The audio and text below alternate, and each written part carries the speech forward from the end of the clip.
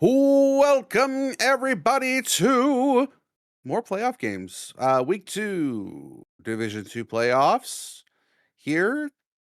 Starting off this incredible week, 2 matches tonight, 2 matches tomorrow here live on the Nebula Twitch channel. Tonight we have Shibby versus the DGC Profits, and later on tonight the Div 5 tournament will be the AGA Retirees and Mercy Marines, and I will be here with Tetra all night. Say hi, Tetra. Hi. Hi, Or Mod hi. Hobbs. Or one of them.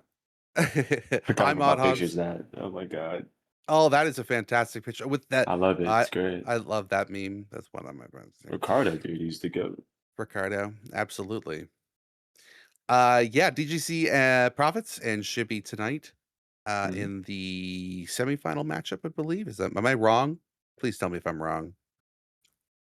I think you're right. Losers finals, I believe. So losers bracket. This is the losers bracket.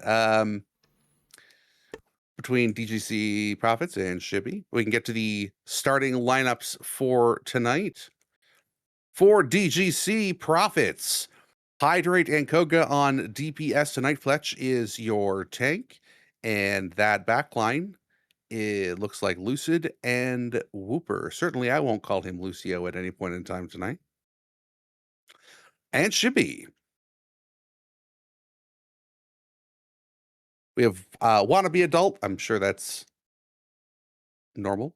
Guts and Wannabe Adult there, both on the DPS line. Bacchus will be taking up the tank role today, and Evolution and Lupin will be your support line for Shibby. And our first map of the night is Samoa. It is a control map. We are always doing control maps. Again, during most of the playoffs, we are doing best of 5. The best of 7 will only be for the grand finals. So tonight we do have the best of 5. First to 3 will win tonight here in Samoa. So I think everyone knows already, but the new patch came out the 14th, and though Sierra cannot be played for the tournament until the 28th, a lot of changes still came in. All I do know is that I think the meta has just reached a more pokey phase than it was last time, if I have heard correctly.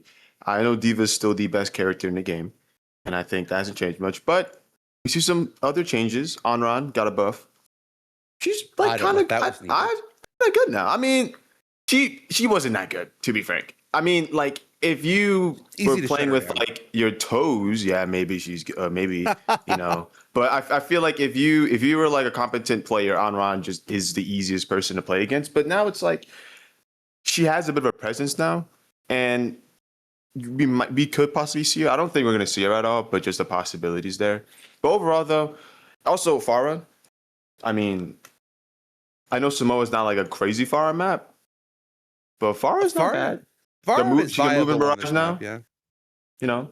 But team maps though, it's a little bit of a actually very different. Actually, Shibby is running more of a super brawl with the Soj Reaper. They have a bit of poke with the Kiriko and Soj, but so they're gonna have like the Rissa Reaper, Lucio just to kind of be that front line to walk in. Profits are on a bit more of a pokier comp though. I don't really know about the Bab Juno.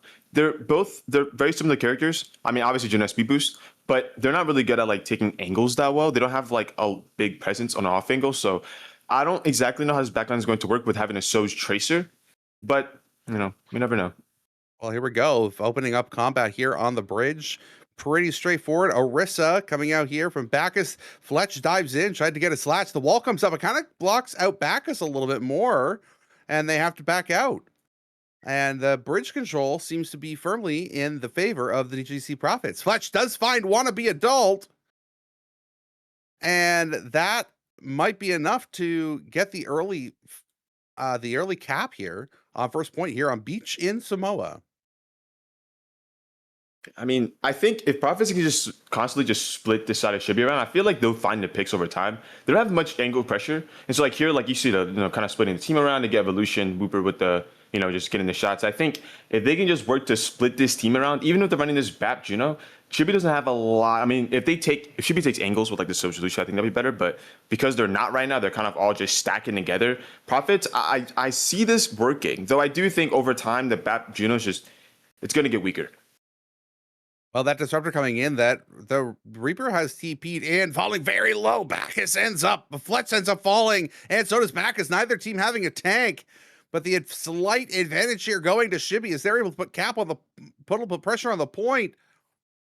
But no, Guts and Lupin both getting picked off by Koga. What an incredible play by them. The Hydrate will die, but they retain control over the point here on Beach. You should be making switches. They're on the Cass and Emery now. I don't know. I like the Cass pick. I do like the Cass pick. Yeah, I agree. I don't know about the Emery pick. I feel like they're just the same person. I feel like if you want to like deal with the angle, I feel the angles are the biggest issue, and they're just not dealing with them. Putting on pressure. Here comes the OC now. Let's see if they can get pick off with this. Fletch falling low. Koga does find Lupin with that. OC. Guts getting Fletch. A lot of pressure coming in. Whooper picking up. Wanna be adult. There's deaths falling on both sides. Hydrate's falling. Evolution. Soj putting pressure on that bubble, and eventually Hydrate getting out Bacchus from behind. Guts ends up falling on point as well, unable to stall it out any farther. And with only 10 seconds left, it is going to be a hard shot for Shibi to even get a touch. 10 seconds with no ultimates either. I mean, the closest thing is B at 80 or 85, but they have nothing else like over 60. They're not even close. This touch is not going to happen. Oh, I was wrong. Bacchus able to get the jump and land on point. Lupin with them, trying to keep everything down.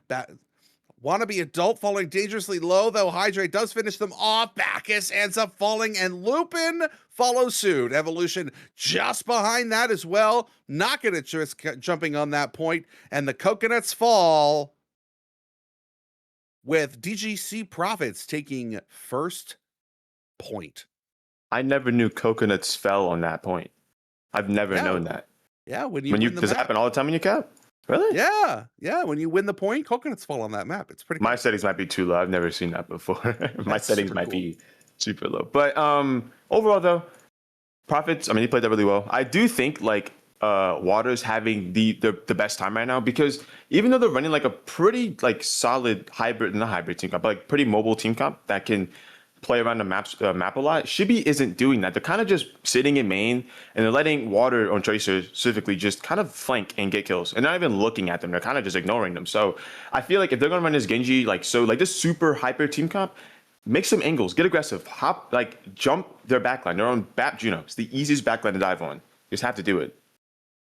Speaking of that dive now, Fletch. The both teams now playing dive tanks. Fletch getting evolution, nothing out of the ball. Bacchus hits a slam, but falling so low, they're going to have to pull themselves out of it.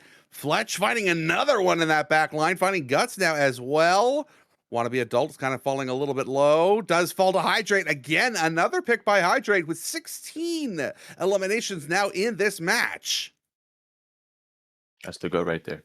No, I'm kidding. But, I mean, again, I do think, though, this Hazard, a lot of sustain. I feel like they're able to kind of, just sit on the map and just sit still while Hydrate, Water, and Koga just kind of do their thing around the map. Moments like this, for example, oh my God, they almost got that one clip. That was nasty. Coming in the back, Evolution and Bacchus both finding picks. Hydrate goes down. Whooper also with the big swing. Fletch, they're kind of trading backlines right now as Lupin goes down. That disruptor keeping Bacchus safe for the time being. And the heals do come in as well as the flip. Shibi controls the point for the first time on Samoa. I do like the brig switch. I think having a brig Kiriko, it's even harder to kill this backline. Having the bash, the whip, the Suzu, the TP. It's a lot of things to stain with. And I do think they also have a lot of good angle pressure. Having the brig now can protect Wannabe, just taking those angles, getting aggressive. But it's a lot of damage coming out. Oh, Whooper landing the headshot on Wannabe adult. That's going to be a really, really fast. Bacchus is calling back. It's such low HP. Are they even going to be able to get out? They do. They're still shooting. They need to get out now. That torpedo could have got them. And just like that, DGC Profits, after a really clean team fight, is back in control. Yeah, and I mean, they're kind of like getting picked, I feel like. They're not really taking angles. They're kind of sitting together most of the time. And even when they are, they're still finding a way to get picked, mainly because of Water, just getting a bunch of damage in and Fletch coming in, just finishing the kill off. Oh, Whooper getting low. They do have to drop out of the sky. They get themselves, try to get themselves healed up here, but Guts is finding Hydrate. Wow. The ult from Fletch doesn't find much in the way of kills, but Fletch is now falling really, really low. The big slam coming in for Wackets. There's the mines right on point. They're covering the entire thing. Fletch caught in a corner. They got between the wall, their own wall and the real well, but they are able to fit. But Koga with the OC gets Bacchus. Here comes the rally now from Evolution to just provide as much sustain as possible. They end up falling to Lucid. And Lupin now falling back. Guts falls as well. Wannabe adult. And with only now 12 seconds left here, I think that's going to be it for Shibby, unless they can make a desperate attack here like they did last time to get themselves on point. And I don't think they can do it. I stand corrected. Bacchus does, in fact, get another one in there. That touch comes in. Wannabe adult does find Whooper. That rush, Kitsune rush coming in to find Lucid as well. Fletch does find Guts. But Koga's falling, starting to fall low. Hydrate finishes off Wannabe adult. The flip still has not happened. Overtime ticking away. Bacchus gets on point. Hydrate starting to fall a little bit low, forcing themselves out there. Koga, the flip comes in now. Koga does fall, and Hydrate able to escape with their life, which might be the difference between having mines again for Bacchus and not in this last fight. I mean, he's going to get it. It's just a matter of when now. I mean, to start this fight, they do have the Sojo from Wannabe adult, which will help to start the fight, even get some picks in the process, and also give Bacchus time to farm his. It's early. Yeah, the longer that they can hold out here and control, that's a big pick on the dash. Another big pick, a headshot rail from Wannabe adult on Fletch. The disruptor going in. They're going to try to see if they can finish out this team fight. I don't know if this is the right move to engage this deep, because Fletch does find Bacchus with the wall. OC not going to find anything because they're not engaging in that direction. Both Bacchus and Wannabe use their ultimates, and now with Koga using their ult, but Koga doesn't find much. Guts finds Hydrate, and Fletch and Lupin do make their picks. The ball is back in here, but Bacchus now here to sustain. It is overtime ticking away in favor of DGC Profits, and Profits have won Volcano and the entire map of Samoa, giving them a 1-0 lead. I wish we had the production so I could like pull out like MS Paint, so I can like draw on the screen for a second. Not MS Paint, but like Epic Pens to draw on the screen. But so, I mean, the main thing on that map, the entirety of that map from every single fight, basically, even the fights that they won, just Shibby had a team comp that were so reliant on taking angles, and they were not taking any, right? Because the thing about Profit's team comp, like their backline specifically, that BAP Juno is, I mean, it's a lot of good healing, right? But it's not a lot of angle pressure. That's why like a lot of teams run like a Kiriko Lucio, because you have the Kiriko for like the main heals, with obviously Kiriko is kind of just like that character, so they have like a lot of damage as well. But like they also run a Lucio to kind of help with those angles. Same thing like Kiri Yari or like BAP Yari, right? And also like Juno Brig to not Juno Brig, more like Juno Kiriko. I know that's a thing that's played. When you run both like great healers but not a lot of off angle pressure, it kind of makes your DPS a bit weaker and forces them to play a bit, not necessarily safe, but they can't play too, off angle heavy. But Shibby wasn't taking any angles at all. So it was almost like it's not almost like they did. They were able to just take those angles, get aggressive, and find the picks. A lot of the time it was in the hit scans, or most of the DPS mainly on the side of a Shibby. And, it was one map. Maybe, they just warm up possibly. But I will say, though, the main thing is, like, if Shibby's going to have a lack of taking angles, or not necessarily, no, I was right, are going to lack in taking angles, this is going to be the hardest game for them, because Overwatch 2 is all about, not Overwatch 2, Overwatch officially, is all about angles. If you got no angles, you just can't win. Yeah, to kind of put to your point there, just completely unimpeded, Koga amassing over 10k damage, and not a single person on Shibby came even anywhere close to that. The angles there was just absolutely always in favor of DGC. Shibi was never able to force them out. When they did force them out, they were able to get it back. They were able to get their flips.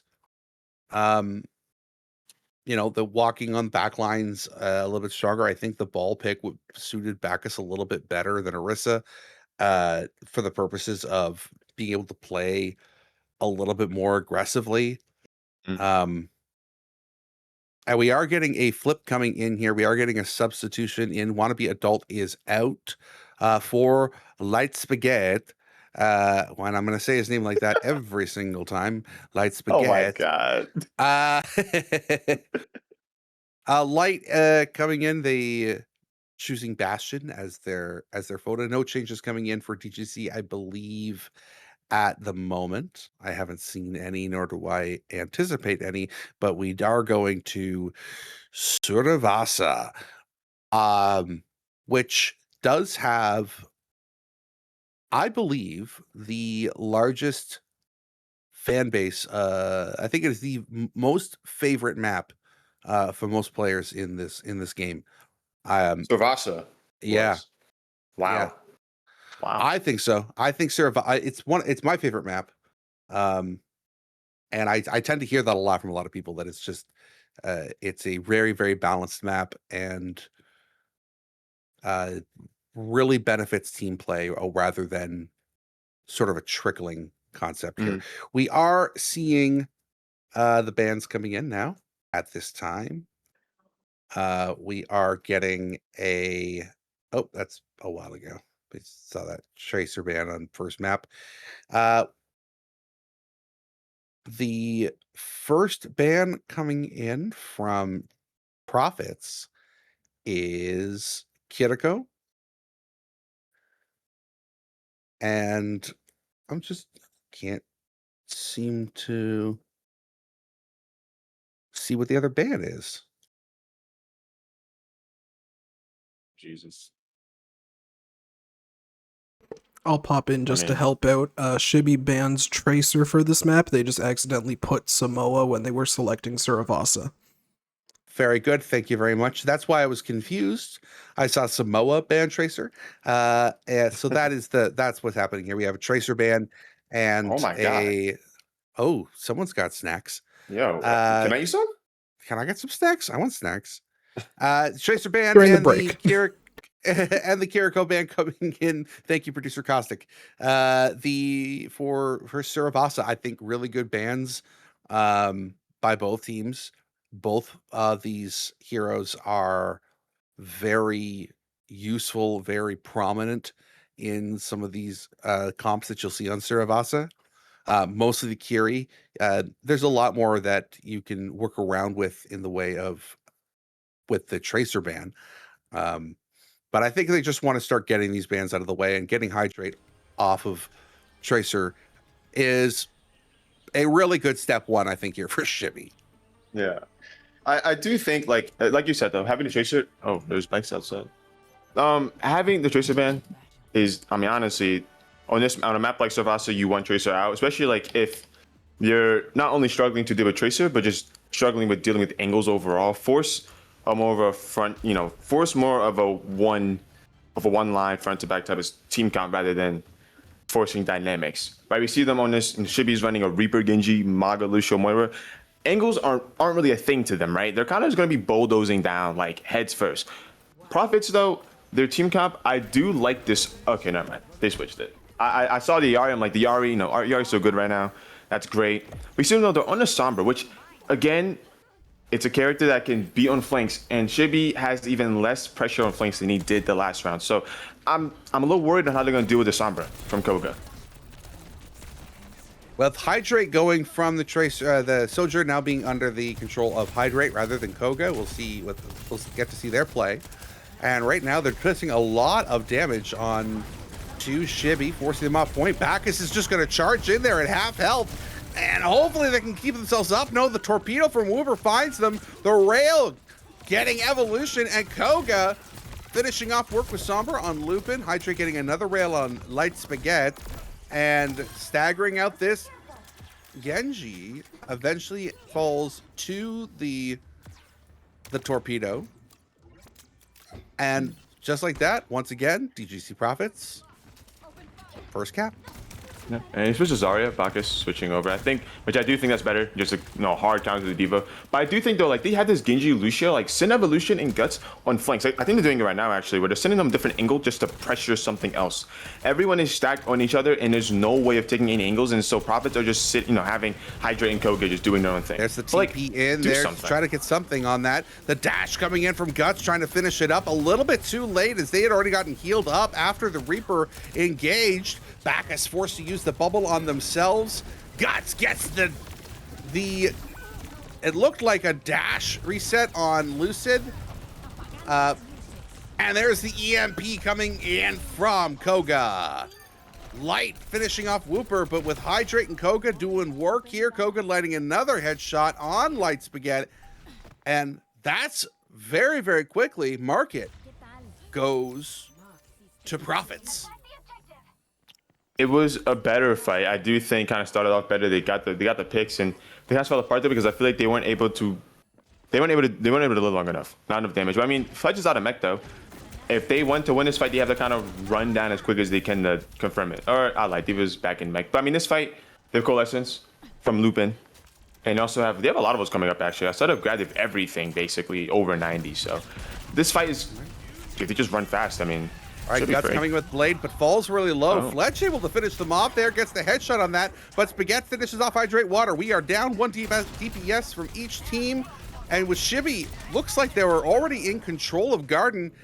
Koga coming in from behind, gets the pick on the Lucio. Fletch forcing things out, and Lupin getting caught out after finishing off Lucid, and what looked like Shibby having complete control over that point turns into a Profits. Yeah, capture. I think Profits rotated backwards really well and kind of put Guts in a really bad spot for his Blade, and then he kind of get the pick on him.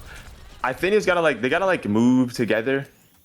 I feel like we're not necessarily move together, but like they have to do the same thing. They have to do different things together. A lot of ults coming in from both sides there. There's the beat to keep everybody up. Everybody pressing Q right now. There's the spin. Finds two and the Immort.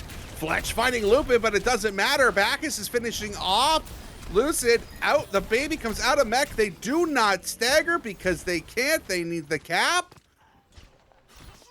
And way back here in the back line, there is potential. No. Koga's going to find their way out, hack the Mega, and then continue to work their way. Just hold the position there, making sure they're not caught out by anything. Working back up now here from the side. The rail is fully charged here, ready to go. There's the disruptor, and here comes the satellite, and another EMP. Torpedoes finding their spots, and Hydrate getting picks. Lucid finishing off Guts with the right hook, and now sitting at 62% and climbing. Fletch has that bomb on display ready to go here as well. That's all they have though. Shibby does have this grab, which I mean is the only thing they have, but grab is definitely better in my opinion over bomb. I feel like, especially like in this scenario. I mean, prove me wrong. Yeah, that's true, unless it doesn't get eaten. Well, if it gets eaten. Then it's Koga does find Guts early at the beginning of this fight. There it is there.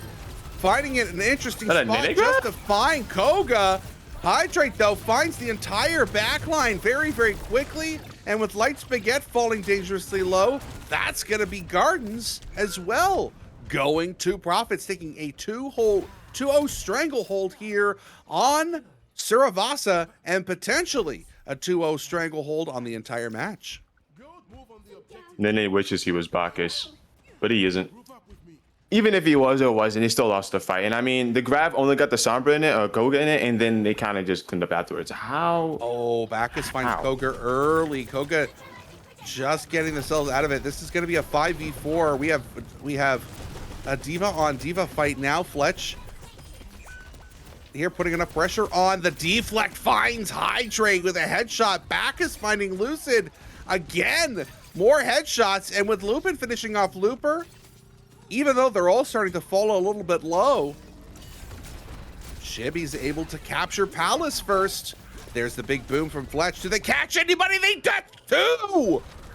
Oh, with such proximity to walls. they still catch Lupin and Guts. Thank heavens they already found the cap on the point, because just as fast as they won it, Jibby has given up map control here in Palace. I don't really know how Bomb gets 2, but I mean, Bomb got 2-1 in the fight. And now for this fight, I mean, it's a lot of ults kind of on both sides. Prophets have 3 with the EMP, the Soldier, and the Window. Should be have 4 coming up, with Beat being the last one, and then Bomb right after. I mean, should be at 5. Coalesce to come in, and a blade and a spin. Everybody press Q for Shibby. That's too much. With with only Fletch on point, but 3 ultimates committed to that fight. That's going to put Prophets in a really good position to get the flip back, unless Bacchus can land a phenomenal bomb, much like we saw Fletch do. But I mean, Hydrate almost fell very, very low there to start it off. But we do have Koga in the back line, getting ready to see if they can find a big EMP here. There's the OC from Hydrate, immediately finding the shot on Lupin, but they fall to Guts! What a play! And Bacchus finding Lucid. This is a dry fight here so far for Shibby, but they've won it! Only 1 ult invested, though, by Prophets is going to allow them to hold on to these for a little bit longer. Holding on to OT right now, just trying to get Fletch out of the mech and finish them off as fast as they can, so they can get the cap here on Palace. And we've got a 2-1 match here. Yeah, I mean, Shibby played that really well. I think they played it really aggressive, especially when running this Reaper Genji. You want to get aggressive. They played aggressive, got the picks. And I was worried about the ult eco, because they used 3 ults to cap that point, win the fight before, but they play super aggro, found picks for in. Exactly, and they're back up to 4. But Prophets, though, it's not like they have none either. They also have 4 ultimates. The EMP, I mean, EMP is the ult of Doom and Despair. It kind of just ruins every plan you have in mind. So we're going to see how Shibby's going to play against the EMP from Koga. Well, the one thing about EMP is that it takes away the ability for their team to cast their own ults, and they might not get a chance to. Window comes up from Lucid with that EMP from Koga. But teams are falling on both sides. Players are falling on both sides of this. Lupin ends up taking the L wisely. Bacchus remix and flies away after their own boom boom. And yeah, 1 ult traded off for 2. I think that's going to be fine here for Shibby. That's going to work in their favor. Koga falling early. That's going to be an opportunity. They're watching. They're walking as a 5. They're pushing in as much as they can. The big the rush from Kimming in, and then the satellite now coming in from Wooper. Just try to sustain as much as they can, but Evolution counters the beat a little too early, because the blade comes in, finds Hydrate, finds Lucid. How many more can Guts get here? Is it just the 2? But the cap comes, and that is more important than any elimination from a Genji ult. Oh, Fletch does get knocked out of point. The bomb comes in, but Shibby has control of the point. Control of the point. They have Coalescence too, and Reaper. And I mean, Coalescence alone is annoying. I mean, Reaper, every single Reaper that they've seen from Light has also been just really powerful guinea pigs like that in 3-2 2 immediately from Lightsman, getting Wooper, getting the entire support line. Guts finishing it off and getting Hydrate. And the D-Mech and killing the baby diva. They could have stalled her out a little bit and gone for, but with Koga hanging around still, they weren't 100% sure. Just looking around, seeing if, like Spaghetti, can find them. Pressure coming in. Here's the Coalescence here from Lupin. They do find Wooper. That is the first pick here on this fight. Can they find more? Lucid taking the high ground behind them, seeing what they can get out of it. They're going for the cap here, but Light is able to make it out before the cap can come in. Overtime ticking away. Can they get back to the point? Oh, Hydrate and Koga both take an L, and we're tied here on Suravasa. and Shibi have point advantages. I mean, they're right next to it. Last point right next to it. They have the bomb coming up. They almost have beat. They don't. I mean, the ulti goes definitely not bad by any means. I mean, the best ult is going to be. I mean, they have a lot of sustain. You know, with the Diva bomb, the remake, and also the beat as well. They kind of keep the team in it. Profits though, they have EMP coming up, which again, I mean, last EMP didn't really go that well, but EMP still good ultimate by any means. You know, kind of shuts down any plan that Shibi might have in mind. They have the Sojourner from Hydrate, and you also have, or the Overclock from Hydrate, and you also have the window from Lucid. And they're starting out with the Sojourner. Comes in here with the Hydrate. Lucid does find a pick, but Hydrate falls before they can do anything with it. Fletch does get Light Spaghetti, so the advantage right now is in the favor of Profits, but Bacchus finds Whooper. It's even. The flip comes in for Profits, but with so many more falling here, Fletch and Bacchus here going on a 1v1, trying to get anything done, but the numbers are coming back in favor of Shibi, who now control over the point. There's the D-Mech and the Diva Bomb. Gets nothing. Fletch is almost already back out of mech. And now the point is in control. Oh, Koga does not touch in time. The flip comes in. And with Koga and Whooper falling, this is free percentage now for Shibi. We're seeing the cons a bit of having the BAP and the Juno. They just do not have enough damage to deal. And also, like, they don't have enough damage to keep up with Shibi's aggression to kind of like combat that. If they had like an Iari or a Kiriko, they'd have a bit more off-angle presence and damage to at least pressure like Guts or Light Spaghetti, for example. But they don't have that. They're kind of forced to just run it down mid, and it's not working. Early. Oh, the EMP stops Bacchus from being able to drop the bomb, but Guts not held down. The blade comes in, finds two. Evolution gets the bump on Fletch. And time ticking away. That might be too much. Does the Prophets even have time to get back and get a touch here? They do have a Diva. They do have a Sombra. That might be enough to get them back on point. We're running out of time fast, though, if they can keep the boop going. Okay, Fletch does land on it. Does find Guts is the first pick there. Here comes the big spin. The DM, though, eats it all up. Lupin's Coalescence does not suffer from DM, though, and they are finding Koga. Bacchus is also finding a big pick. Satellite coming in now, maybe trying to get a little bit of sustain here for Profits. Hopefully they can grab this point. The bomb coming in over the top finds Lucid. Bacchus, what a big pick! And the partial C9 from Profits. Don't call it a comeback, but they came back down 2-0 to make it 3-2 to win and tie this match up. I mean, they were down 0-2 to start that, and they slowly started finding their way. But I do think that is a bit of the cause of just, again, like I mentioned before, having this BAP Juno. I feel like switching it up. I mean, he tried switching it up towards the end. He went the Yari instead of the BAP, but it's way too late. I mean, his last fight, if anything, Lucio to get towards point, but they didn't. They chose to opt out with this BAP Juno for so long, and it slowly started, releasing from their hands, and it just fell at the end. I do think though Shibi, they adapted really well towards that. I think they started to understand they started to understand how to get so aggressive consistently, and that, a lot of fights we saw them just kind of getting in there first, holding close, using the boosters, Bacchus getting there aggressive, finding picks, helping out Guts and Light Spaghetti, and also just repros from Light Spaghetti. I mean, there's a lot of good repro. I mean, every repro, I think I've said the last one was like at least 2 kills, if not 3. I mean, honestly, overall, good performance from really everybody. Look, I wasn't really sure on how Mori was gonna work. It worked though, and so I gotta say I'm not really the biggest Moira fan, but if Moira does well, I gotta give props that it worked.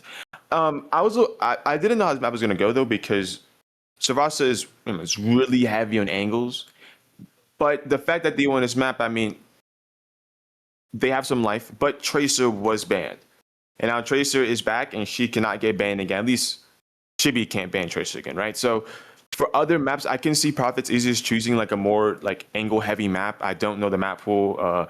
I do know the map pool. I'm low-key just blacking out. But they could choose a map that's a bit more, focused on taking map space, getting around the map, and then looking for pinches. Mm-hmm. They're gonna have to deal with the Tracer. And from what we saw in Samoa, Shibi have not found an answer for that yet, and their answer was banning it. And now that answer's out the window. So what do they do? I don't They know. have to find something else. I think you need to find a map now. But Profits gets the map choice here, so Yeah. I think banning the tracer is a good idea because it gave you the opportunity to win that map and not like find yourself in a 2-0 hole. I still think that was the right call to go for. Right off the hop here. I guess not right off the hop, but here second map. But you do. You're right. You absolutely need to find a way to deal with it, whether it's through a cast, whether it's maybe through a Mizuki or something like that. And we are getting the map pick in now from Profits, and they are selecting a push map. We're going to be going to New Queen Street. Okay. Dust is Got to make yelling sure I at get us that right right. now. I'm getting yelled at by Dust in the media chat. He said, "Go to break, gamers." Oh, yes, of course. Before we go there, we do have to go to a 5-minute bio break. We are taking a break for everybody here. New Queen Street will be our map when we come back. We'll get a chance to talk about bans when that happens. Don't go anywhere. We have a Please don't. 1-1 match here in the losers bracket of the Division 2 playoffs.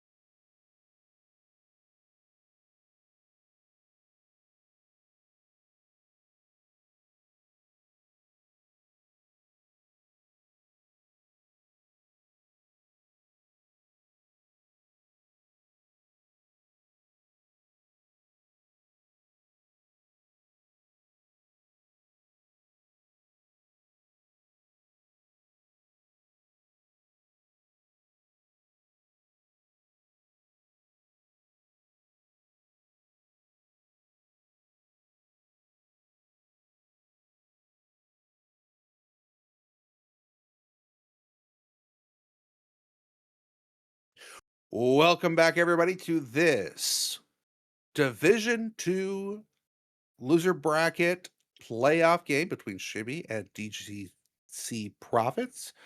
Profits came out to an early lead, a 1-0, a 2-0 win on Samoa, and then came out to a 2-0 lead again on Saravasa. But Shibby not out of it yet because they did come back and made it a Saravasa 3-2, and it is now a 1-1 match. 1-1 score between these two teams as we are moving on to New Queen Street. We love New Queen Street. I just not seen this map get played much, like in comp and scrims and whatever. Really, I feel like everyone just kind of all agreed that this map is just weird. So seeing it is weird. Like now, this is kind of weird. I don't see New Queen. No, it's normally like Renasapi, Esperanza. There's like the two big ones. Yeah. New Queen Street's a bit of like a. If you're a freak, you might run it. Maybe should be feeling a little freaky right now to run some New Queen Street because it's a little bit of a freaky map. But one thing I will point out though, kind of like, I mean, honestly, it's way worse than Samoa. Line of sight and angles are really important in Queen Street, and as we saw first map and even second map though, they won it. DB really struggle against angles, and they banned Tracer on Savasa like we mentioned before. Tracer is now out officially, and I believe the bans have already been set with, we can see in a second, Soj and Lucio, which the Lucio ban, they have not played Lucio once this entire series. That makes a lot of sense. The Soj ban also makes sense. It kind of like denies a bit of the, you're able to play a bit further without having the presence of a soldier and just kind of lasering you down. So Shibby is running a lot more of a more close range team comps like Reaper Genji for last map. So he might run something like that again. Soldier Genji. Okay. Both teams, why are both teams on Soldier 76?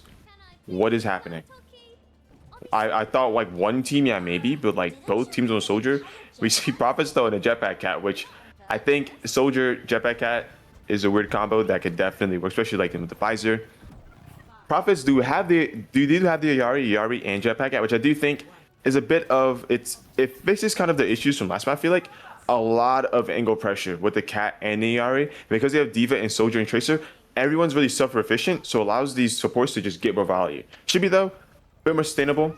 They have the Brig, Kiriko, and the Diva, so a lot of sustain, a lot of raw potential with this Genji to help out with that, and then like Spaghetti and the Soldiers to kind of help out with those angles and just overall damage. All right, right around here, around the Omnic Hockey player, the first battle is taking place. Bacchus is falling low already and does get demeched. Light Spaghetti did take a lot of damage, got themselves healed up and right back down to little health. And that's going to be a right hook from Diva to finish off Light Spaghetti. The rocket from Koga finishes off Evolution, finishing off Bacchus. Whooper gets Lupin, and just like that, Profits winning the first team fight and getting robot progress. Yeah. Oh, another melee hit. That's a good stagger. And we kind of said it before. The Tracer being in, Hydrate Water is gonna have a free time to play. Evolution switched to Moira, which I do think Moira is actually worse. I do think it's more selfish but less selfless. And I do think now, Lupin and Evolution, both of them are gonna have just a harder time dealing with water on this Tracer. I do think though, like if they want to deal with this Tracer, just start on angles. I feel like they're taking too long to take angles when the fight starts. Just take them before. Like start on those angles. Take them. Like you have the Kiriko, you have the Soldier. Use those two to take the map instead of just sitting in main like you are right now. Is already again falling low, already out of mech again. On the flank. Oh, wait a second. Pressure coming in. Now we do have Soldier and the Kitty Cat coming in from behind. He's enough to put pressure on it. Gets Light Spaghetti. Fletch falling another two. And then Whooper coming in and hitting that right claw or right paw on Lupin. Doesn't have claws yet. Doesn't get claws until second perk. I was not familiar with their game. Oh, they're starting to fight again. Get aggressive. I mean, I thought the fight was over, but I guess it isn't. I mean, it took angles. It took angles. All right, here is Visor now from Koga, finding a lot of damage. He's flying above, putting pressure like an AC 130 from above. Here comes the ultimate in there. Now the reverse Visor Koga did find Bacchus and all of that. The Visor's not finding anything because of the DM. And Whooper just kind of hanging over the top and just throwing what they can. The Rockets come in and finish Light Spaghetti. It's not usually how he likes it to go. The big hook comes in. There's a big boom. Doesn't find anything, but they're already really low. The Coalescence now coming in to keep them alive. The fight going over. You can't DM the Coalescence. And Bacchus playing on the hog here, just playing something a little bit different, trying to see what they can get out of it. But Koga on this angle finds two. Light Spaghetti does find Hydrate, but finishing it all off. Koga just cleaning house. That's a 5K for Koga. Might be a demon. Might be. Oh my god! Did you see that? Oh Wow. my god! Guts comes Okay, in. that He's was- getting a punch on Whooper, was so tough. it's a 5v4 now. The hook does miss Fletch. Genji just kind of hanging around the back of the point here. Has Blade looking to find a position that they can use it here. Holding on to it. Probably is very wisely doing so. This now pushing back on this corner here. Curling around the Cybernetics building. Diva now out of mech for Fletch. Fletch falls, and here comes the Blade!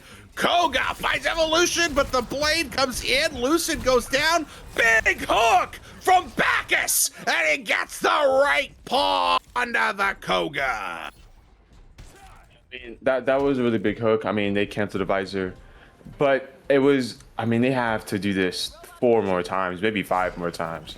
They got 5 and a half Prophet's such a minutes to big do it. lead. I did have a lot of time. Prophet's had such a big lead though, and on a map like this, I mean, Oh, that's- Koga rocketed himself to death here. The advantage, no, but Hydrate getting Spaghetti. Spaghetti being softened up by Hydrate's water. Shots coming in now. Another hook does not get anybody. But as much pressure as Bacchus can put on there, but they're falling low now. Oh, they only have so much. Take a breather. And eventually they take the L. The turret goes down. Forcing Light Spaghetti to pull back. But they do have that molten core here. There's 3 ults online here for Shibby. 3 ults online as well for... Oh, Hydrate gets the first pick there, so Prophet's not able to use them. The Kitsune Rush comes down, but Whooper does find Evolution in all of this. It's a 4v4 at the moment. And Fletch getting the booster onto Light Spaghetti. But the push is favoring Shibby right now. Nothing off of that pulse bomb. Lupin finding Hydrate. And forward spawn taken away as the robot now sitting back in front of the Mediterranean grill, looking up to pass the Warbird's gym. Bacchus using his ultimate, and just to hold off and kind of pincer that corner, the molten core comes in just to hold them off from there and allow them to make more space. The stairs are off limits, but the gym has a second entrance. And they can attack in from above that. Here comes the now. Again! From above!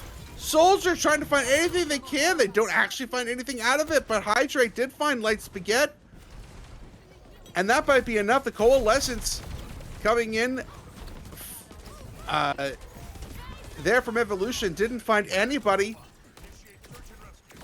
Big Blade. Big beams coming in from Lucid. They find Lupin. And the shot comes in. Guts finding Lucid there. Guts finding Koga as well. Bacchus finding the D-Mech on Fletch. Finishing them off. What a play here. Shibby not being counted out yet. They only have less than 3 minutes to go, and they have not reached that forward spawn yet. It was a super long fight. I mean, Shibby just kind of stayed in that for God knows how long. Good thing I do. Like a minute and a half, 2 minutes maybe. And I mean, for this fight as well, Guts does have the Emerald coming in. I mean, the only ult that Prophets have is this Pulse Bomb, which, I mean, Hydrate's been doing good, but Pulse Bomb is one of those ultimates that, like, you can't really bank on. They do have the Cat ult, though, to maybe drag Bacchus off the map or someone else, but I do think them having Emerald it will make this fight so much easier. Fletch is out. I think it doesn't help. Fletch, Eric, and here comes Guts coming in there now that the DM is gone. Guts can come in and fire from the sky. Putting as much damage, and Evolution is finding Hydrate Water after being softened. Evolution, again, the Moira getting some DPS work in. And Guts is actually doing exceedingly well there. But again, Koga completely unimpeded, getting over 12,000 damage so far in this map in just over 8 minutes. That is incredible by any There's standard. a Flying Visor again. I'm gonna do it again. And now he's got Flying Visor. Sky Visor coming in. There's High Noon to see if they can negate some of it. Fletch is the one that finds Guts. Again, another more flight on it and no kill on it. Guts did go down. There's the ultimate coming in from the kitty cat, trying to get the drag. But Lupin's the one that goes down to hide. Lupin's the one that gets Hydrate. Another Coalesce now coming in from Evolution. There's the Zuzu to keep them alive. They're just trying to get the D.Va out of there. They do get the kill on D.Va after she D-mechs, or she bombs. And 60 seconds here. They're pushing up this cliff here now on the far side of the Warbirds gym. It's not over. There is an opportunity here if they can pull this off. But they have no ults, and there is an Ilario now coming in for Prophets, as you pointed out. Only one ultimate on either side here. This is going to have to be who can farm an ult first. There's the Ilario. It doesn't find. Oh, it does find Light Spaghetti. Koga finding Bacchus. Oh, no. Evolution going down to Hydrate, and that might be it. Koga finishing off Lupin. They have to get out of there as fast as they can. Why are they pushing it? It does. Why are they pushing it? I think they realized. All right, Light Spaghetti trying to get them into a position where they can get a touch on that robot. In fact, they have all of them getting touched on that robot. The ball coming in. Overtime is ticking away. They're going to have to touch again. Evolution does get there in time. The bot coming up here over Butt Scratch again. Fletch finding Guts, though. And Evolution falling now as well. Hydrate is so low, too. But with the Visor coming in and the ultimate from Whooper, that's going to be it. Cleaning the rest of them up. And Prophets takes a 2-1 map lead after winning here in Toronto. It got very close towards the end. It was like, I think like maybe like a little over 10 meters, I think, in order for them to have the lead in the map. Yeah. But I think Shibby's also like, I think Shibby's like philosophy on like trying to beat Prophets is just a bit strange, because it seems like they're trying to counter with just more damage instead of changing how they're utilizing their damage, right? Like they went the Cast, they went the Hog, they went the Emery, but it's like they probably could have kept, like, I think they were on Soldier Genji. They could have, Soldier Genji. They could have kept Soldier Genji, just change how you're playing Soldier Genji. I feel like because they're changing just like the characters they're playing and just making it so like it's just so much damage to where it's like overwhelming to deal with, it is working, but I don't think it's the good call in the long run, because the more you just run more damage, I mean, Prophets, simply just finds a way to just not look at the damage like they're doing right now, and all these characters are just useless. They're getting dove on, they're getting pressured, they're getting punished. And so, like, I think the Soldier Genji, I think having a Genji in a hit scan, like a Soldier, in which I know they banned, but like a Soldier, 76, like a Cassidy, like an Ashe, I think it's good. Just use your other DPS, like your flex DPS, use one of your supports and take angles. The entirety of that map should be, Prophets are just constantly getting angles, they're angle maxing. They're finding any spot on the map that no one is, pushing through, finding kills, finding space, and just overall being pest. And Shibby have yet to, I wouldn't even say like, I feel like they know the answer. They're not really trying to act on it. They're kind of just like, let's just run Torp, let's just run Cast, let's run Embry, let's run Harvest. Any direct counter instead of fixing the indirect counters. I feel like the issue is not necessarily easy to fix, but it's easy to understand, at least attempt to fix. And I have what just happened. Okay. No, you disconnected. Oh, yeah, that was Bad. weird. Thank you. Yeah, I'm yeah. seeing that. Yeah, I'm seeing the same thing. They're not being able to take the angles that they want to.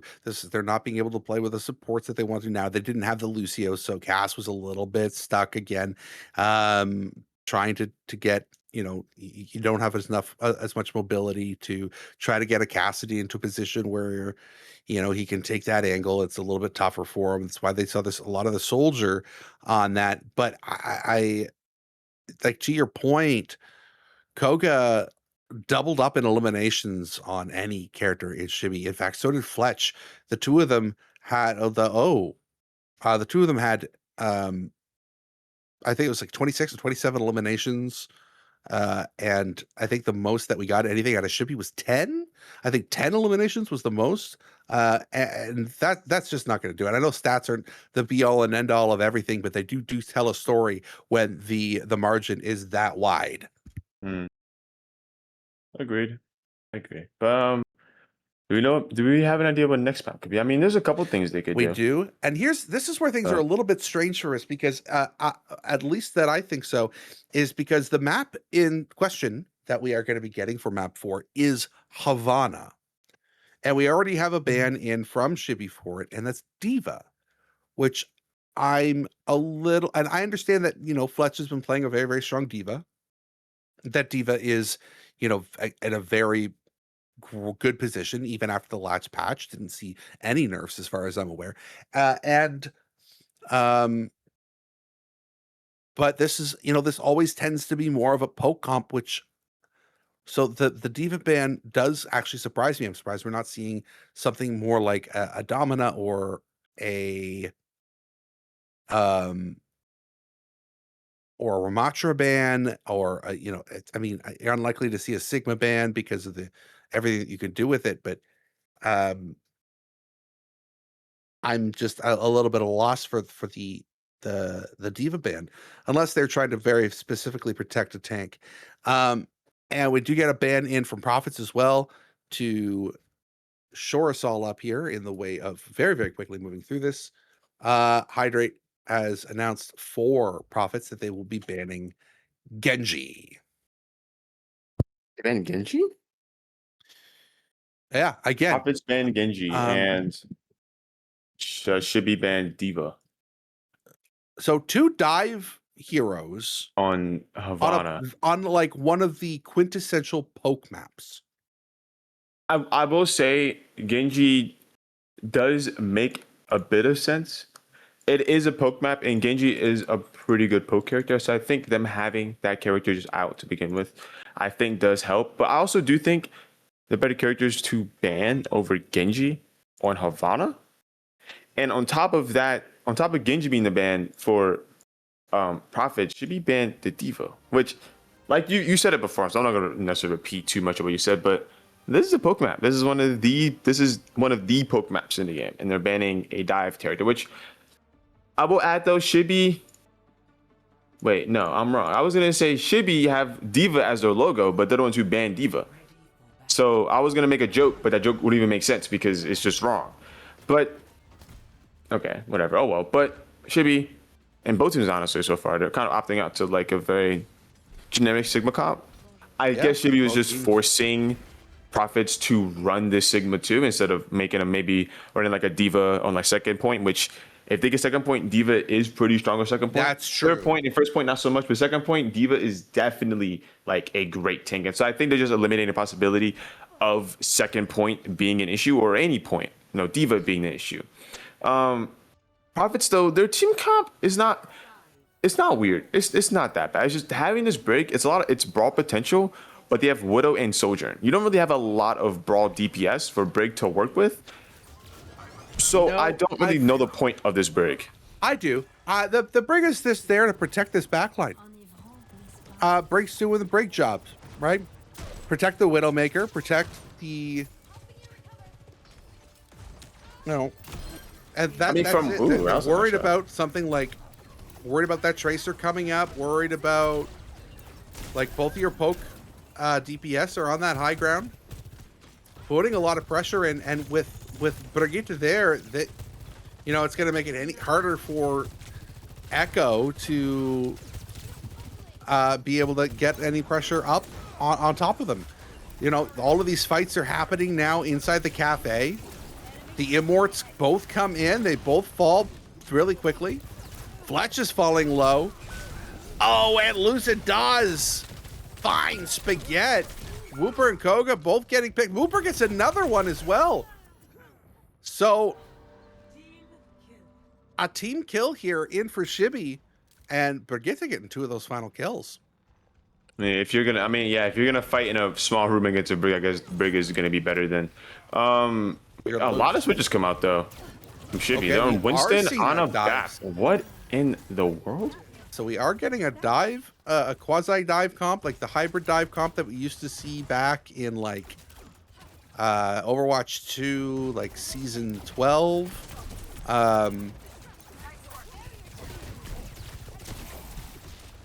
And again, positioning here, Hydrate finding anything that they have sights, they pop it up.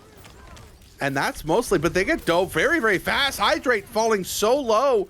Bacchus does not follow it up. And with Koga getting the kill on the counterpart with the Disruptor, it's going to be really, really tough for them to, for Shibby to be making any advancement here. I say that, and then Guts immediately gets Woofer with that. Here comes the dive again in the backline, trying to get Hydrate. Does get Hydrate, but it's actually Lupin with the headshot on Hydrate. Koga gets the rail to Lupin's head, and the OC coming in from the copy. Picks coming in. It's just Fletch now. This dive appears to have worked. Somehow and some way. I mean, I do think Guts just a lot of good like aggression angles, just finding those picks, getting those kills. I mean, even there too, just getting a break to stall, which I don't know if I like that. Yeah, I don't know if I like the. Yeah. I don't know if I like them running on point like that by themselves. I mean, they probably do switch, but I feel like if you're gonna run break, second point, you run break on second point. It might just been a bit of a miscom thing because it looked like they all were going to touch and then just they didn't anymore. But I like the Guts echo so far. Been looking really good. Second point, it's a bit harder to find the angles, but if you can find the angles, find the right clicks, find the beams, I mean, it's going to still work really well. And I mean, here as well. Oh, the window comes out. I was gonna say the dive in there for the window. Oh, Bacchus ends up falling there. Spaghetti has OC online. They end up getting picked out by Koga. And the rest of the team just pulls back. Guts taking position here. Now, we do have 3 ultimates coming online. Do they nano the dupe? Do they nano... Oh, well, they won't be the dupe for now. Up goes the monkey. Down comes the monkey. He rages. Oh, no! Bad time to rage. He rages before the ult finishes and loses 50% of his health. Just like that, and is melted. They do find 2 though before they die, which will help them. I mean, they're pushing his space now, pushing the cut a little bit, finding the angles. Might even get Fletch in the process. Okay, oh my God, Nano and Sojourn. then Nano onto Sojourn.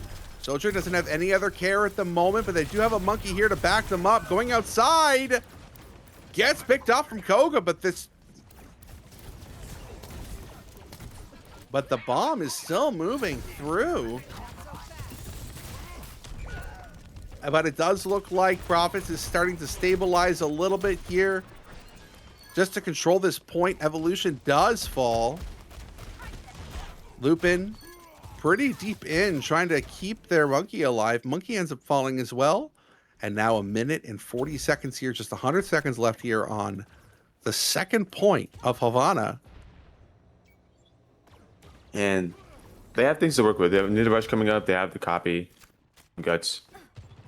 But this window from Lucid, I mean, they're going to have to, like, a lot of this comp is just going to be them just constant ebb and flow. You have to get the pressure first, and then just back up immediately. A Bob comes in, and that might actually end up being not a great ultimate, but it's paired with not a great ultimate from Guts either, who ends up dropping the copy in just as the monkey dies, so they don't get the benefit of having 2 tanks at the same time. And Especially now Lucio. they're kind of in final fight territory here. Hmm. All they have is now Kitsune Rush going up against 3 ultimates. Flux, Window, and Rally here. The dive coming in from Bacchus, and there's the Kitsune Rush. Up goes the Gravitic Flux. Finds both Lupin and Bacchus on the slam down. Guts does find Koga, but Evolution's falling low here. Super low as well. Only 20 seconds left. Evolution does find themselves a way out, and you do get Light Spaghetti holding on to this underneath here. They are in a position where they're going to be able to do that slide right to point and extend this out. They're pushing it around the kegs here. Shots coming in, but Fletch, Koga, and Whooper all finding their own ults. Guts does find Hydrate, but then takes the L of their own. And 79 meters and 40 centimeters in to second point is all Profits needs to advance in the loser bracket.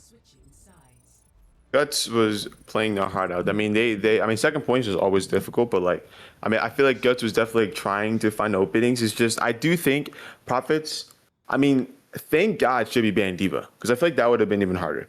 Because Profits were like, just, I mean, they were taking angles, but a lot of it is because how that map, with that map is just, you push one side of the map and they just go the other side and they just blow you up in the process.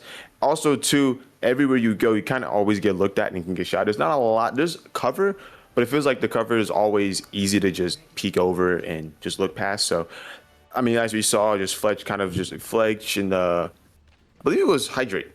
Just always having an angle on Bacchus to just kind of pressure and just annoy as much as possible to find other picks around it.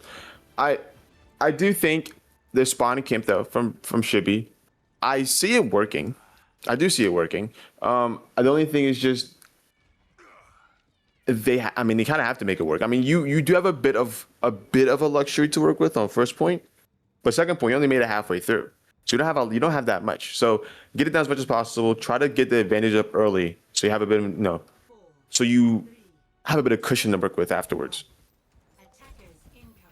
And they are right in their face, and very quickly forcing Amort out. Down goes Lucid. Widowmaker up, trying to take shots. Koga ends up falling, but Light Spaghetti ends up falling as well. Bacchus finds, and those spawn doors are being held. They did the whole this though. Like, they need to make sure, yes, okay, good. Then make sure they die on here, because if they just backed up, I mean, they did all that and basically for nothing. So the fact that they're fighting this to the death is good. That's a good start. I mean, they're already down like 30 seconds, maybe a minute by the time. I mean, that's a good pick though from on Lupin by Koga to start it. Pressure coming in now. Lucid and Whooper will both be able to find picks on there. Hydrate does find Guts in those spots. While it worked for a little bit, now they have 3 minutes to push this cart up here, and they're still holding forward progress now. That is the risk you run when you do that, is you are giving so much space up after falling like that. Bacchus over to the Ram, and Light Spaghetti coming off of the Bastion. Oh yeah, Genji is banned. Genji's banned. Huh. I didn't even see that. Can we get a pause, please? Yeah. Hold on. Okay, they switched. Oh, okay, that's tough. Hashtag tough. I don't. What's gonna happen? Are they just gonna? I mean, I don't know if the Genji is gonna. I don't know if they're gonna ask for like a. I'm probably gonna ask for a reset. It hasn't really been. I don't think it was significant enough. I think they got like one pick at most. I don't know. But yeah, no. I mean, the good thing is, I mean, not the good thing for Shipping is that they got it down. At least they got down to 4. This is interesting. So the lobby host forgot to institute that ban. But the team that ended up banning him ended up playing him. I'm not sure how this is going to play off into the rules here. If that's going to require a reset of this map. Nah. Let them play. Let them thug it out. Let them thug it out. I don't know. Maybe they I do that. Maybe mean, they just play it. I don't know. uh, Is it up to them or is it up to the?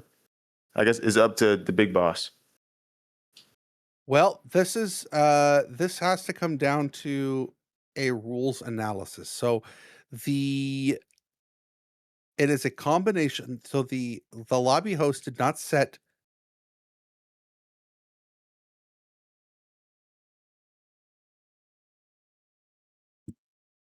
uh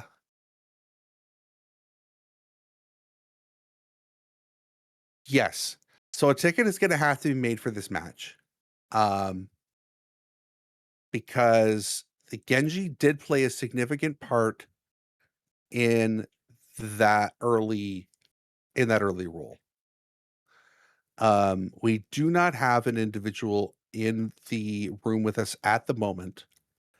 Um,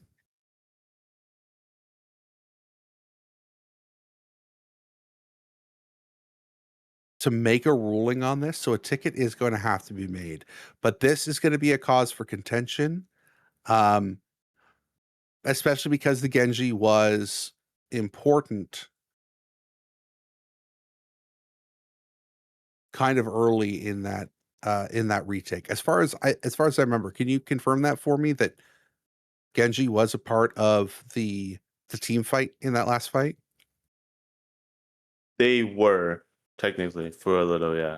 I guess so. They were. Okay. So we are dealing with that at the moment. We're trying to figure out a good balance for this. We are going to need to have an official statement for this. We are going to be going on a mini break here. We're going to be just going to we will be going to a be right back for just a few moments while we try to settle this out, solve this problem. So hold on, everybody, hold on to your butts. Well, we figure this out, and we will come to a ruling for you when we return. Stay tuned because the drama is on.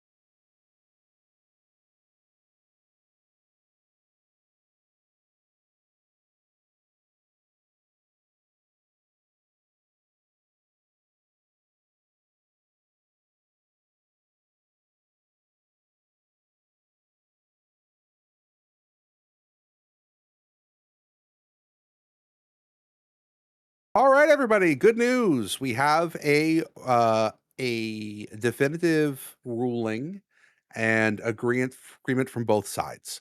The ban for this map is going to be Genji from Profits. But because they did end up selecting the hero, that normally would result in a forfeit. However, in this circumstance, because the ban was it was misclicked and not put in correctly by lobby host, instead of that happening, what looks like it was an honest mistake, we are going to be getting a full map reset. So we're going to be going from the very, very beginning as if map 4 has not even happened. That is our situation right now as we're moving forward. So basically what this works out to is that Shibby is getting another opportunity on offense. But given that it is an opportunity for them on offense, it's also an opportunity for Profits to hold them to less if they can.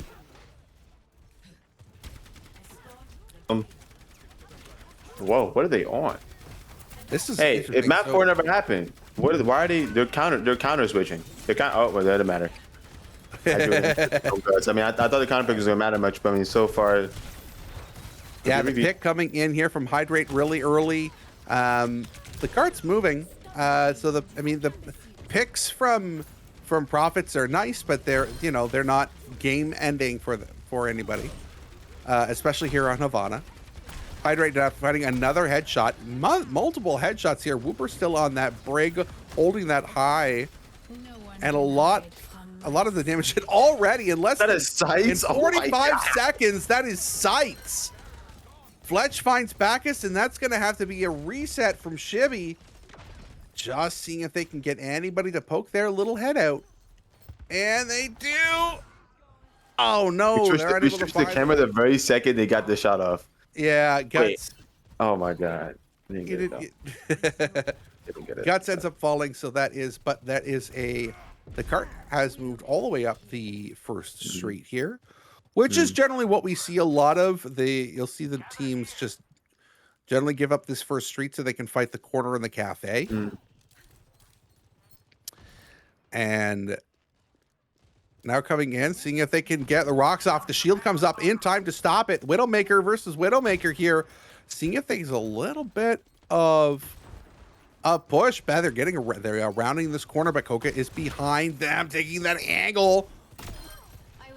And Light Spaghetti finding Hydrate. That is going to be enough to force the rest of this team back. No longer having to worry about a Widowmaker. Shibby is now free to push to their heart's content. Coca gets anteed up top. Back is finding 2. Whooper and Fletch both dropping. And holding on, we have 2 on point, pushing the truck up here in 2 minutes.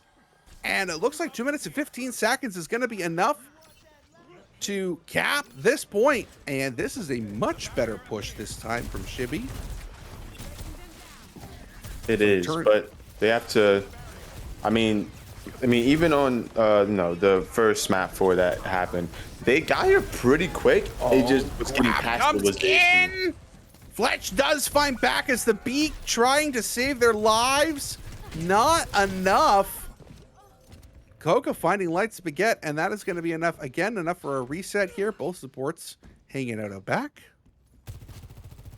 waiting for the teams to respawn, and so that they can advance again. We do have 3 ultimates now coming online here. Online for Profits. Hydrate is very, very close to walls again. And only 2 ultimates. There's Window from Lucid. Seeing how much damage they can put to this Window to amplify it all up. Window disperses. Holds them out for a second, but not going to be enough. You were asking for angles, and now this Hanzo is taking it. Fletch ends up falling, even though the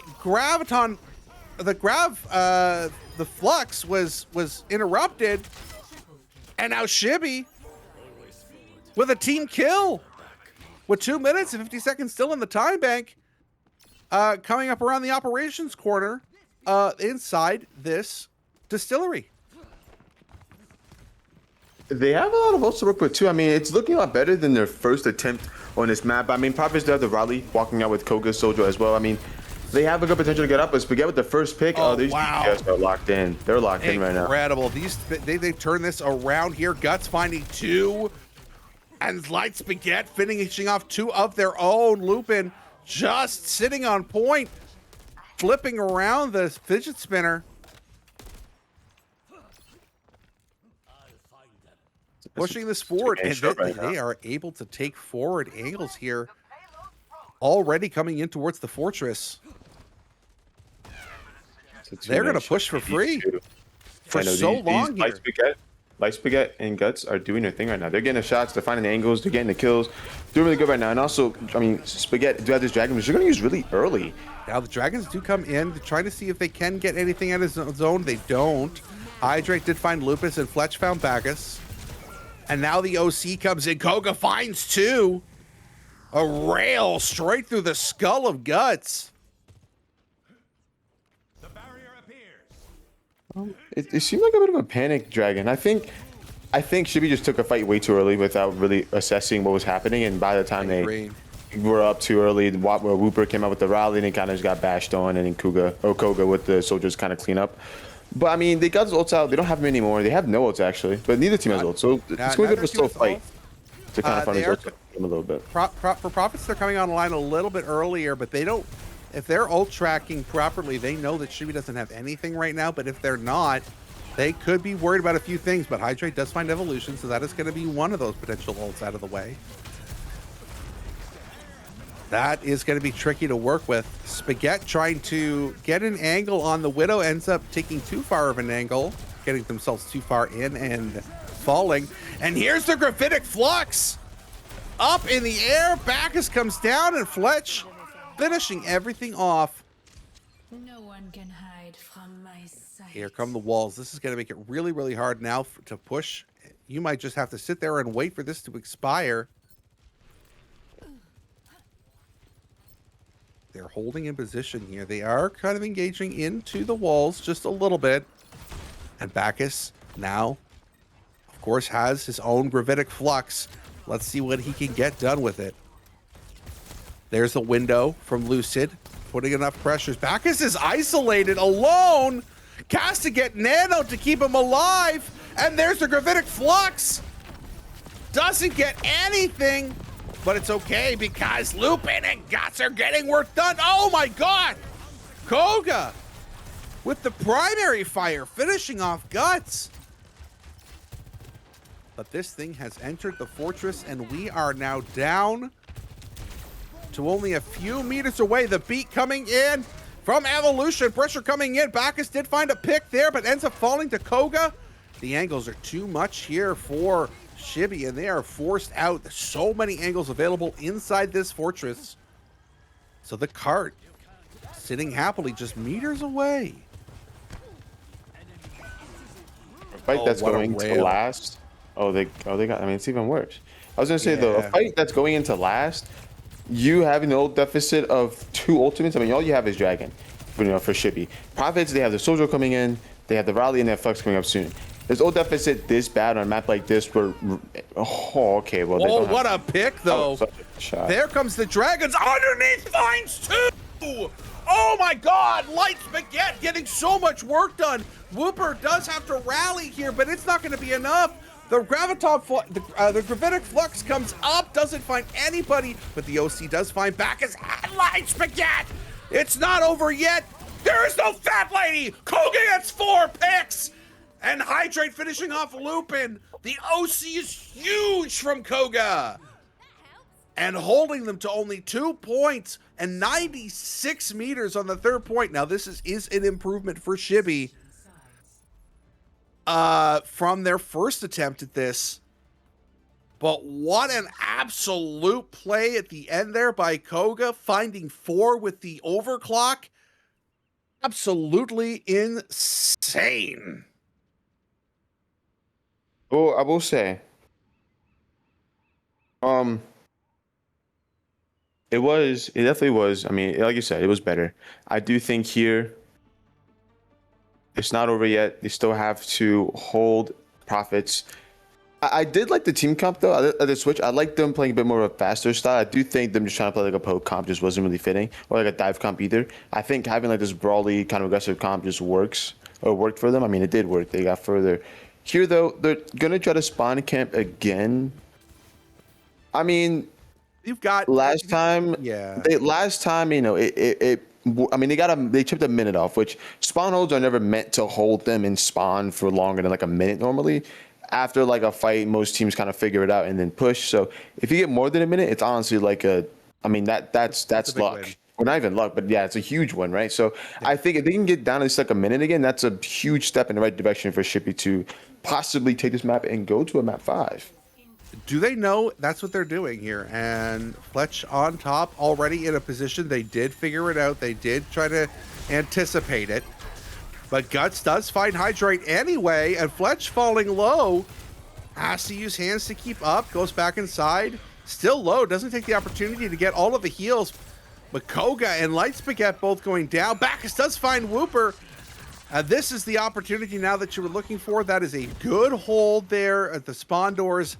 This might be the time for Shibby to back up, though. They are outnumbered 5-3 here. Even with that wall, 5-4, as we do get Lupin back. So much damage falling now down on Shibby. And Evolution does fall. The Immort coming in, but it is not enough to save Guts or Lupin. And eventually it expires, and Bacchus goes down too. And now they're pushing for free. They had an opportunity to back up there when they knew that the numbers were not in their favor, and decided to keep that fight going anyway. I will say when you're spawn camping, it is good that you die on the point because you want to stall as much as possible. Most of the time you kind of just died and switch off. They didn't, but most of the time you do. But it's good to die on the point there so you get as much time possible and better advantage. Obviously though, the downside is that you do give them a bit of cart push, and if they are gonna wait a long time to walk up like they are right now, they're just getting up more and more and more. That's a good pick though to start it. Really good pick by Spaghetti on this hold. Here comes the big bombs from above. Just trying to take a look at that high ground, trying to force them out of there. They do. Just kind of a zoning ult more than anything. They trade bastions, but Lupin does end up going down to Fletch. And Bacchus does end up pressing Q here with such low HP. And Q, Koga finding Guts. The chain on Evolution is enough to kill them from Whooper's Miziki. Railgun charged. And in about the same amount of time, Profits has pushed their way all the way up. A little bit better in time by about a few seconds. And they have over 4 minutes in the time bank as they enter the distillery. I do think Shibby's team comp does work better here, though I do think, again, no, like you saw last time, like, I think Shibby just struggles against, like, angles and just pressure. Like, they just gotta hide. Just hide from the angles, when hide from the pressure. When they shoot, then back up. But, like, here, they spend a bit too much time getting shot at, and so they just lose HP, have these force utils, and then we see Profits just kind of use things and talk up and take space, but... The freeze does end up bringing out on Lucid, but Lupin falls, so there's no BAPs for either team. Guts ends up falling. Spaghetti gets Hydrate. Here's the Graphitic Flux trying to find anything. It doesn't find... Oh! And Mizuki going around the outside, eventually able to TP back to that little glyph that they have. But Bacchus killing Whooper. And with an Immort that's a little bit forward there, Fletch is going to be able to fight this Ramatra. But the healing comes back in time.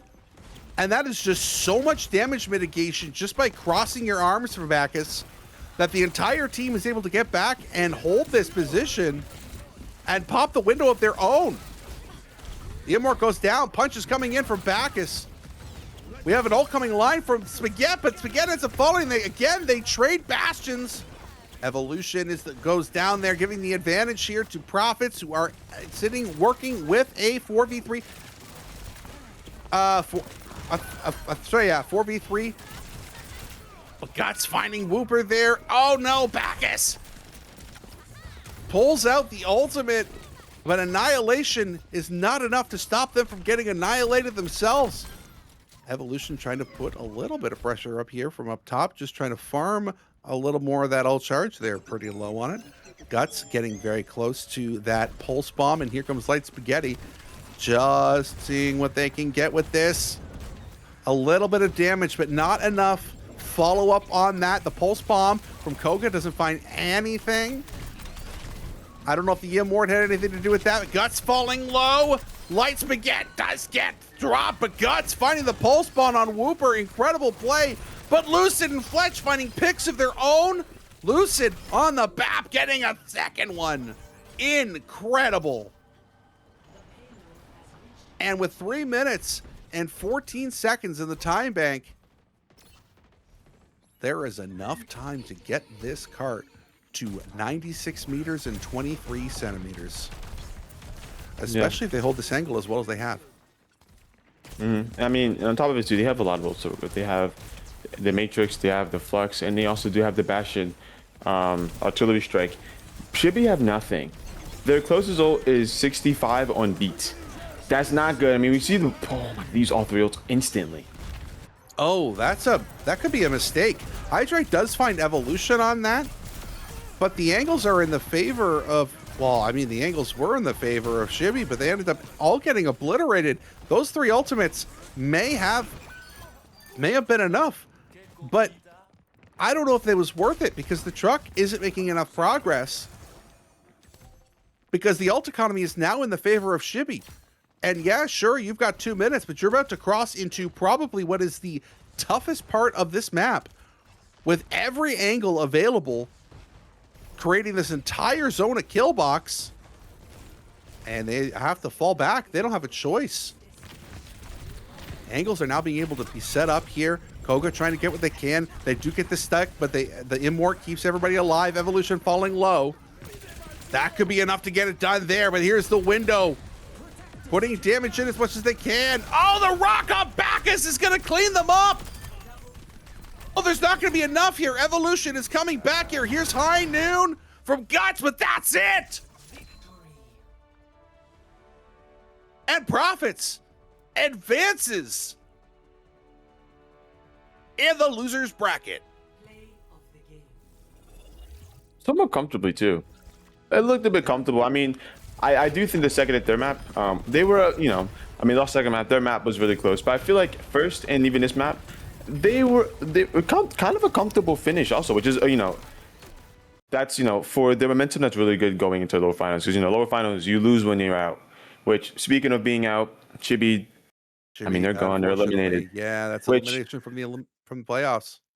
Yeah, I will say though, they had a good showing after first match. I think first match was a bit rough, but afterwards they definitely showed some firepower, showed some, they wanted to win this game. I just don't think it was enough. I do think I feel like the constant issue in this entire series was like their angle pressure, their angle management. I feel like it just slowly got worse and worse to deal with and just kept leaving their hands as the series went on. And I do think last map was kind of like a finality of, just what they've been struggling the whole series, just happening right there. That I will say though, they put in the effort, they put in the work to at least make it to map 4, almost make it to map 5.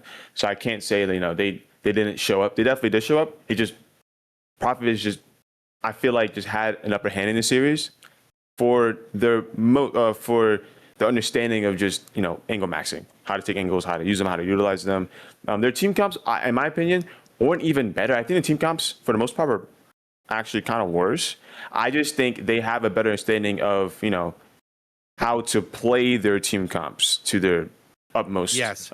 Utmost. So I do think that definitely helped them in the long run in this series. I absolutely agree with that. We do have another match coming up, so we do have to name the MVP for this match before we move on to the AGA retirees of Mercy Marines in Division 5. So we are who are we thinking today? I've got my pick in my head of who I think the MVP is. I would just want to see if it matches up with what you think.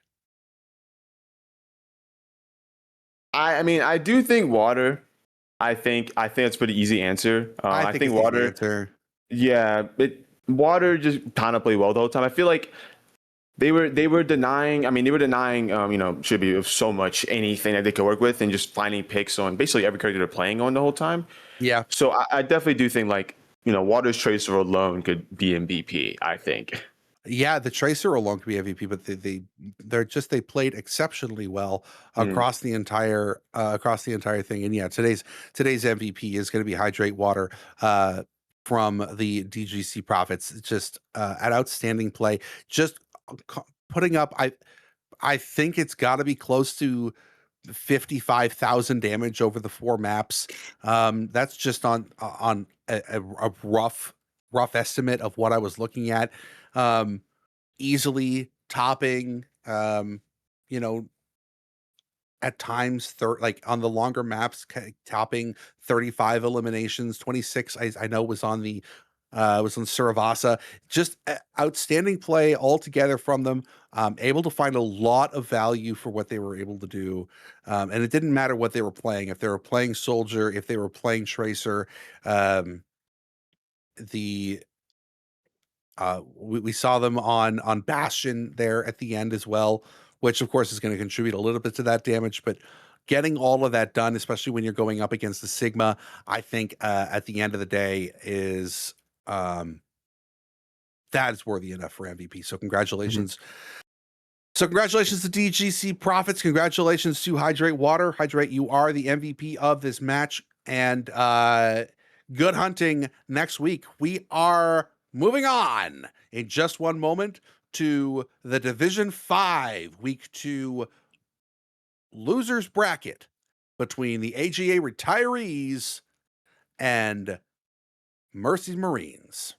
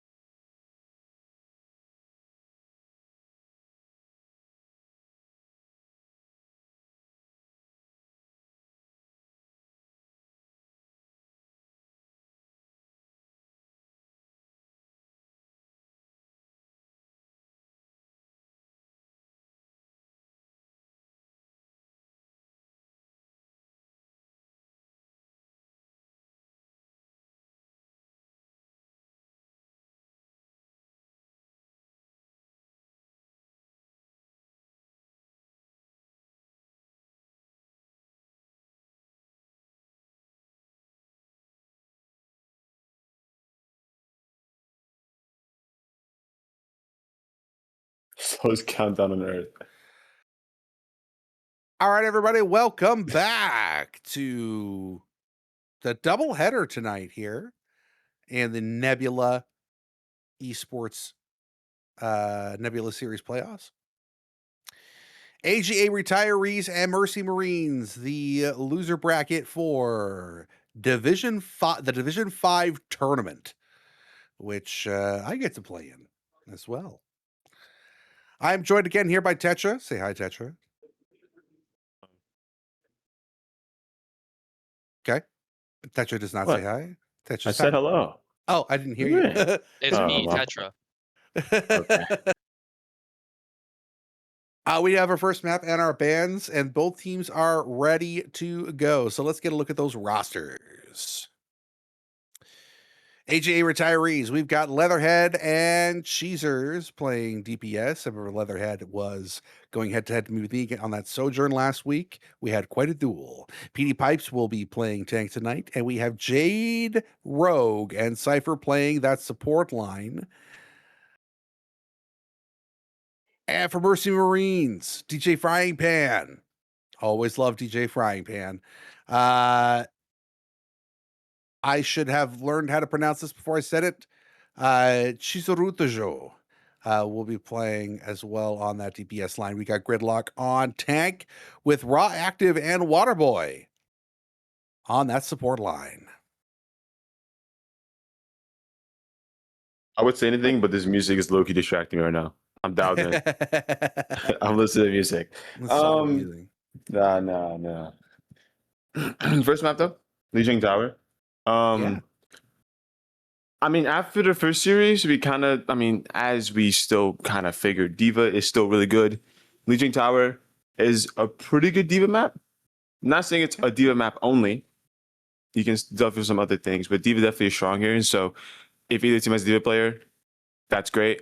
You'd probably know more about these teams than I would, though, because you're in this division. I have there's only so much I know. I don't know much about Mercy Marines. I can tell you we did go head-to-head with retirees last week. Very solid DPS line.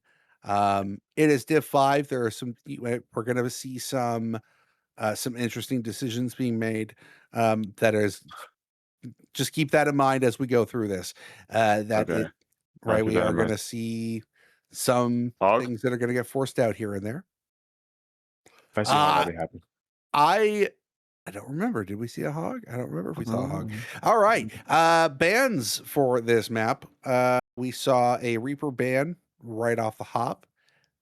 And a Kiriko ban, so we were a little surprised about that Reaper ban.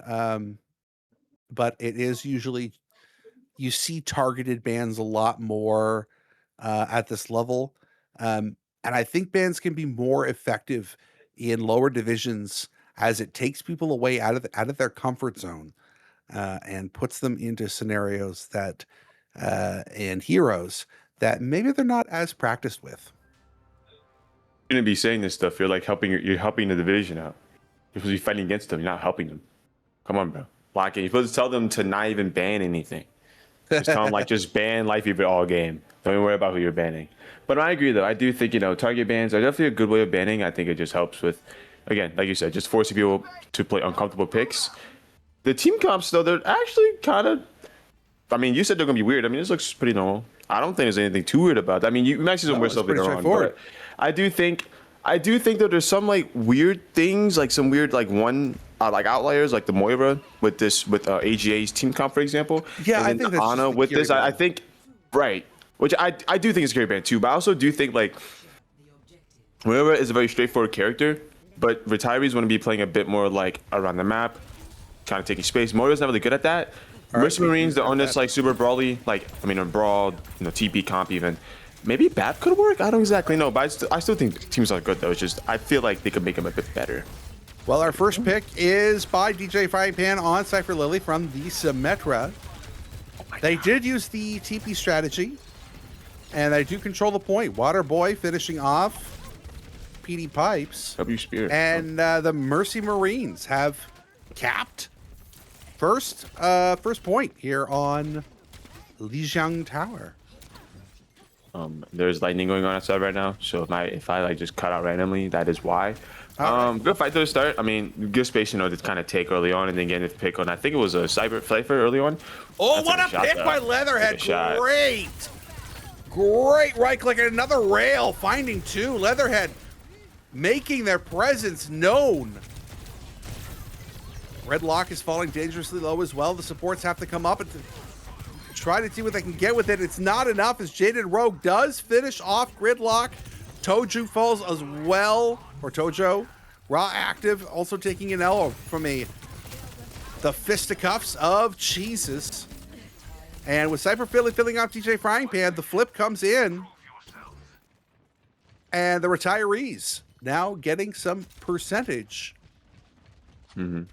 And also, now I feel they can kind of work around this TP a lot more. I mean, they have the pulse bomb coming in, which gets a 2, now it just gets 1. Oh, big pulse. Just gets the 1, a little bit of damage as well. But they quickly get healed up. That is going to force them back here a little bit. DJ Frying Pan falling a little bit low. They're holding still pretty close here, which I think they give the opportunity to try to do something. The Lucio and Tracer are playing together exceedingly well here for the retirees, with the rest of the team coring around that Moira. I think that is a very, very strong position to prevent the split. And here comes DJ Frying Pan. Now here comes another TP, trying to see what they can find. The beats come in. Better beat coming in a little bit later from Jade Rogue, but Leatherhead ends up falling. They're still holding on to OC though, so that is good. They haven't lost it yet.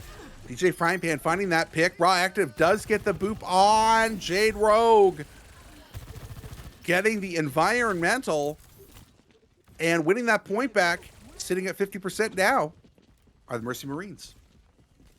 I feel like there's a lot of good things going on for Tyrese there. They forced out the sumo and a beat, and they didn't have to use anything in return, but they just got too worried about the point being capped. Like, they kind of just used ult and just started freaking out. If they just let the point get capped and just fight back with ultimates and so, I think that would have been better for them. We see here the Leatherhead pops to Sojo, maybe gets a pick with this. Oh, that's a lot of ultimates coming in from both sides. We didn't find anything. Leatherhead did not find anything from the OC. No kills at all from any of those ultimates. But Cheese, other than Cheese, but the punches now coming in, the lefts and rights, and here comes the annihilation. They get purple, but they're still pushing through. The retirees holding on to this point. Gridlock does find Leatherhead, though. Another pick by Frying Pan and Tojo. BD Pipe's dying there. Jesus did find DJ Frying Pan, and the pulse landing on Raw Active. But with everything ticking away here, and Chizarutojo getting the headshot on Cheese. Mercy Marines takes the first point here on Lijiang. I think retirees just played very slow there. I think Mercy Marines, they had a lot of aggressive plays. They kind of always force retirees to they'll always be a bit of it on a step back. But I feel like retirees in return, they're running the Ram and the Tracer to Sojourn. Play a bit slower, try to force out, Arista cooldowns, maybe amp in a process, maybe even if you can on a nade. You don't have to, but that one's if you can, that's great before the fight starts. But overall, you're playing, well, now they're playing a bit of a brawler comp, but if they ever do switch back to a Ram instead, don't be afraid to just slow the fight down a bit. Mercy Marines want you to get aggressive because they're better together, right? Because at the sim, that sim is demonic in any type of brawl situation. You know, Junkrat that was Junkrat. It's kind of the same thing still. Junkrat is just insanely strong on this point specifically. And if you're gonna walk into them, I mean, Peter Pipes is already one side. PD Pipes is already low. Yeah, PD Pipes is already low as well as Cypher. But the heals are gonna come in. They're gonna be able to grab that Mega. They've got the Moira with them. They're still very dangerously low though. They don't have any armor, and they are walking forward despite this, putting pressure on the point. Tojo falls down. Gridlock is low as well. They end up falling. And the first team fight is going to be a win for retirees, and that is a point cap. Yeah, I mean, good point cap. I honestly thought it was going to be because of the size of Mercy Marines because of how low almost the entirety of AJ retirees got, but they sustained, brought it back, and that's, again, playing it slower. Let Cheezers kind of work the map a little bit. I mean, he already close to ult. They get picked though. I mean, it's a trait though. When DJ Frying Pan getting Junkrat out the fight to start. Yeah, both DPS falling there early in that fight is a 4v4 down. About the same time, they're going to have the same basic respawn timer. Pressure coming in. PD Pipe does find Water Boy. Able to hold onto this point as really as well as they can, but she's putting a lot of pressure here now on the Soldier.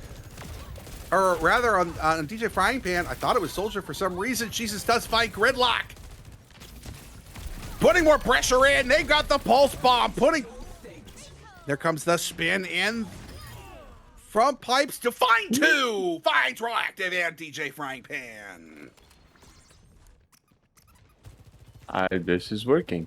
I mean, also on top of it, Mystery Marines, they switched off this, I think, believe it on Junkrat, not on Emery, which we saw last year as well. I feel like running double hit scan, just you don't have the same pressure on these angles, and Jesus is going to have a field day.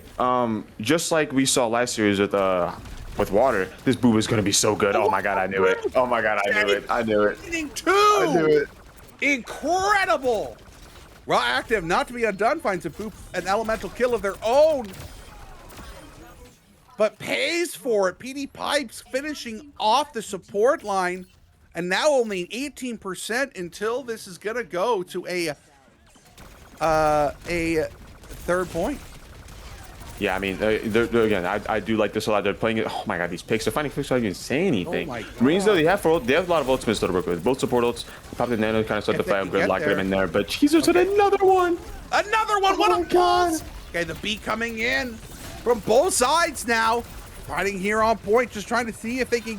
Who's going to get the advantage of it? Jade Rogues finds Waterboy, forces the Coalescence out. Here comes the spin from Gridlock, seeing if they can get it. When they do, they find Lily. And PD Pipes finding Gridlock, though. This is going to be really hard for them to finish anything off. Cheese is not the trade you want to make on it. And pushing everybody back off of the point. PD Pipes help secure point number 2 for Lijiang, and it is 1-1.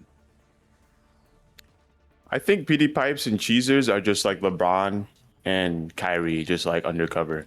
Those two, like, they were doing God's work on that point. I mean, constantly finding picks, holding space. I mean, Cheezer's got a 2K to start the fight without even getting any trades, and then PD Pipes just holding it down, you know, just sustaining on point, finding the picks, just living. And the support, I mean, I want to say they were only two. Obviously, everyone else is doing their job. The supports were keeping PD up, especially that first fight, up constantly. And they're just putting in that damage on Gridlock to force them to not walk in, to allow Cheezers to have the space to work with. I feel like they're working really well together. That was a really good point. Just, they have to do that again if they want to take this first map. Cheezers now switching over to the Echo. Pressure coming in. That TP again coming in from Mercy Marines to take that point first, getting those turrets set up. And PD Pipes, though, finds Chizuru. Wow, I'm going to say it right one day. Chizuru Tojo. And then Leatherhead finding the rail on Waterboy. PD Pipes fitting off Gridlock and DJ Frying Pan. And despite controlling the point for the first probably good 15 seconds, Retirees wins the team fight. Oh, what a stagger! What? Jesus What? No. What?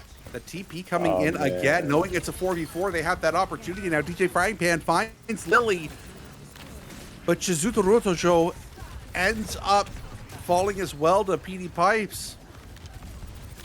Jesus is able to come back. And the rail on Waterboy. The numbers now are in favor of the Retirees here on point. DJ Frying Pan doing what they can, but end up getting clicked in the head by Leatherhead. Jaded Rogue finishes off Gridlock with so much damage coming in on them, with Raw Active finishing it off. And another one in on Tojo. Again, they got the flip back, did Mercy Marines, but only for 23 seconds. And now Retirees building that up themselves. A little bit of a back and forth here. I mean, Leatherhead saw Cheezers and PD Pipes having fun, and he wanted some fun in that too. But for this fight, though, Mr. Marines, they used the cold that fight, end up losing it. Oh, and PD, wow. What? How? Just finding They the keep spam. Just These two spamming again. them out. Cheezer's finding, oh my God, another pick there. DJ Frying Pan finally trying to deal with it by switching over to the cast. Cheese gets the dupe. Chooses Orisa going in there. So close to it, doesn't get the spin, but you know who does? PD Pipes, who gets Tojo, Waterboy, and Cheezers is able to get Raw active. Leatherhead finishing off Frying Pan, and Gridlock goes down as well for a team kill. It is now 65% on the board for the retirees. And Mercy Marines has their work cut out for them, but they do have some... Oh, no! Leatherhead and DJ Frying Pan end up taking each other out. Mutually assured destruction.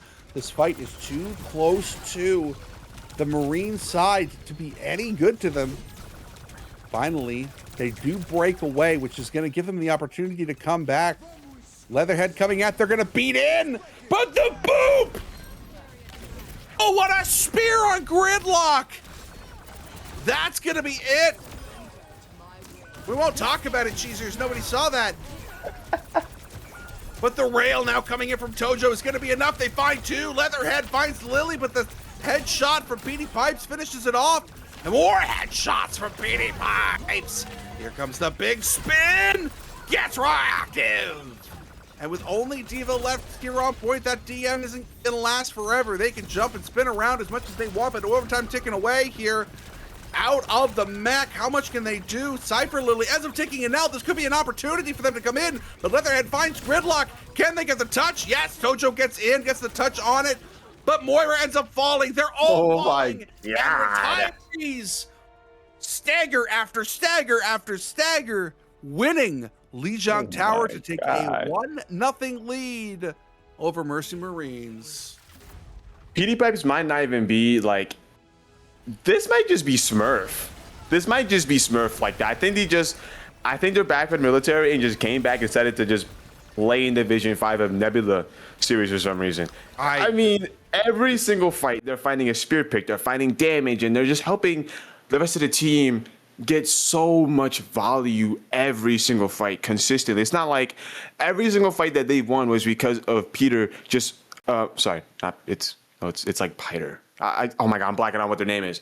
But it's basically on this Orisa gameplay, just finding things. PD Pipes, thank you. I got it now. I messed up one time. They gotta repeat me 1,000 times. But the PD Pipes is constantly finding a way to change the way of a fight, constantly finding a way to get a pick before the fight even starts, really. I mean, that's unbelievable. And the rest of the team kind of is working really well with Leather having, a bit of a rough first couple points, not necessarily too bad. They found picks here and there, but I think second point or third point, they definitely were finding more picks, even confidently won them. I think that second fight, and then just the backline again, just keeping PD just constantly in this, in this situation to find just to hold the fort for the DPS, for Cheezers and Leather to do the thing.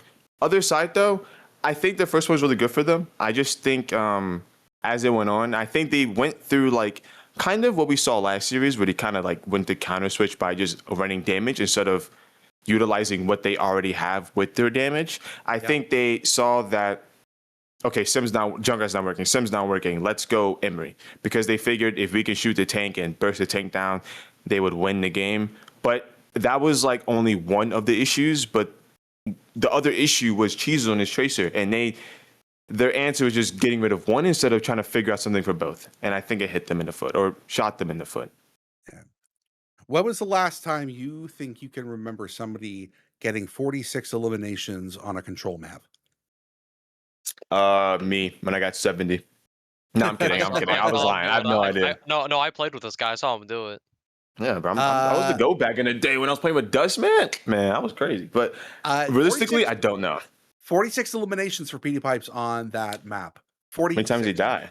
2. How many times? 46 and yeah, 2 okay. were his stats on that map. Now, I want to go back. I'm just going to take a look and go back to last week, because it was also a 2-to-1 map last week on map 1 between Retirees and Jackal's Judgment. And that was easily their best map against us. We ended up taking the win off of that. But is that going to end up being the case here? Is something that we want to look forward to, look ahead at, is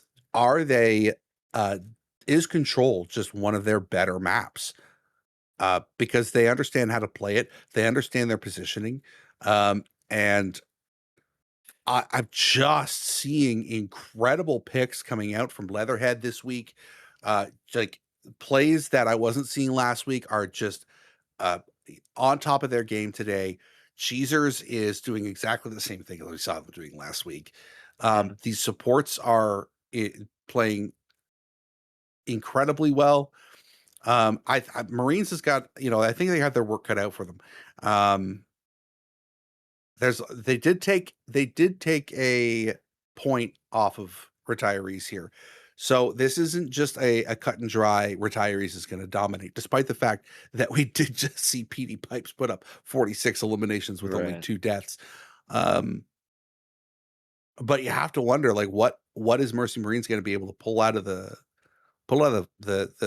top hat here to try to gain some ground? Well, I mean, they have the potential to ban if they want to do a tracer ban. Go like, I mean, we saw. I mean, I'm gonna keep bringing up last series because it's not necessarily. I feel like the issues that we're seeing for, not Marines, for AGA, they're kind of similar. Like the issues so far we're seeing. So I do wonder what they could do. I mean, we see the maps, a lot of maps they could choose from. Control, obviously, they can't choose any control maps, but we have all the other points. I do think Flashpoint would work for them. I do think they had a pretty good front to back. I think just the angles were a bit of the issue. Trying to do those angles, they kind of struggle with that. So, like, we saw Servasa last series, they banned Servasa. They went Servasa, banned Tracer. That worked out for them. New Junk City could be when they play as well. I mean, another map. Yep. You could maybe get away with like New Queen Street, maybe not as much, but it's like a map you could go to like kind of get the lack of angles in. But there's a few different choices they could do. But overall, I think the first thing you do, if you want to at least try to change the way of the series to some extent, you're probably looking to ban Tracer or something that's enabling Tracer, like an Orisa. Yeah, the Orisa. The Orisa ban is going to have to come at some point. But the thing but the thing about that ban is that it's not even PD's best tank. Pete has a repertoire of tanks. They can play that sort of brawly, bunkery Orisa type. They do have an exceptionally good Junker Queen as well that they can pull out. So pick your poison here. What are you going to pull out for your map choice here and for your bans? I like to see something that can try to for Marines. I think they just need to put their best map out there right now. Don't let this series get away from you. You do get the opportunity to pick the map here. Pick your best map, and get rid of their best player. And what we're seeing is I don't know if it's their best map or if it's just trying to find something out of left field, but we are going to hybrid, and we are in fact going to Numbani, which is not something that we see a lot of because not a lot of people like this map, as I discovered. Very warranted. It's warranted. I think I love Numbani as a map personally, but I also do think it's a bit of a weird one. It's like you either love it or you hate it, and a lot of people just hate it. A lot of people hate this map. And as a result of that, I think that might be what the Marines are thinking is, we can take a map that we know we're good at. If this isn't their best map, I think they're playing it incorrectly. But I do think that they are correct in taking the Sojourn ban here early because you want to hold on to that Orisa ban just a little bit longer.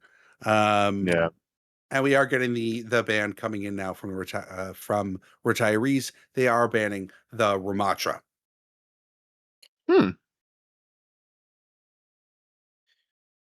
Which is interesting because this is more of a dive map. Traditionally, it's a dive map.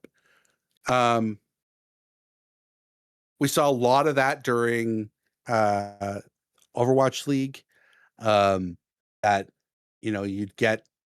you'd get the Monkey Diva tank line, But the monkey here or the diva, in either case, I think diva is, stronger right now, depending on what they're doing. But if they are, if you do see Marines coming out on something like, Widowmaker or Hanzo or something like that, that's easy to dive and take care of on the back line. I think you're good. Whoops. We have an error. We're just kind of, we're picking a few things up here. Yeah, just picking sides. Offense and defense, you get to pick which sides you want to start on, and that goes to, I believe that goes to the winning team from the previous map. If we are on one of the payload maps, as well as a switch coming in for. We are having Imagine Being You coming in for Cypher here as well. I don't see any changes coming in from Marines at this time.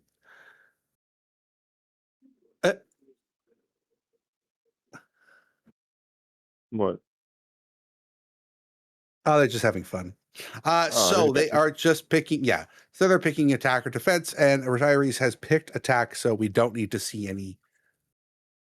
They do need to flip the sides, and don't forget to change the names there as well, because that's always tricky. It's getting that done isn't as well. Oh, and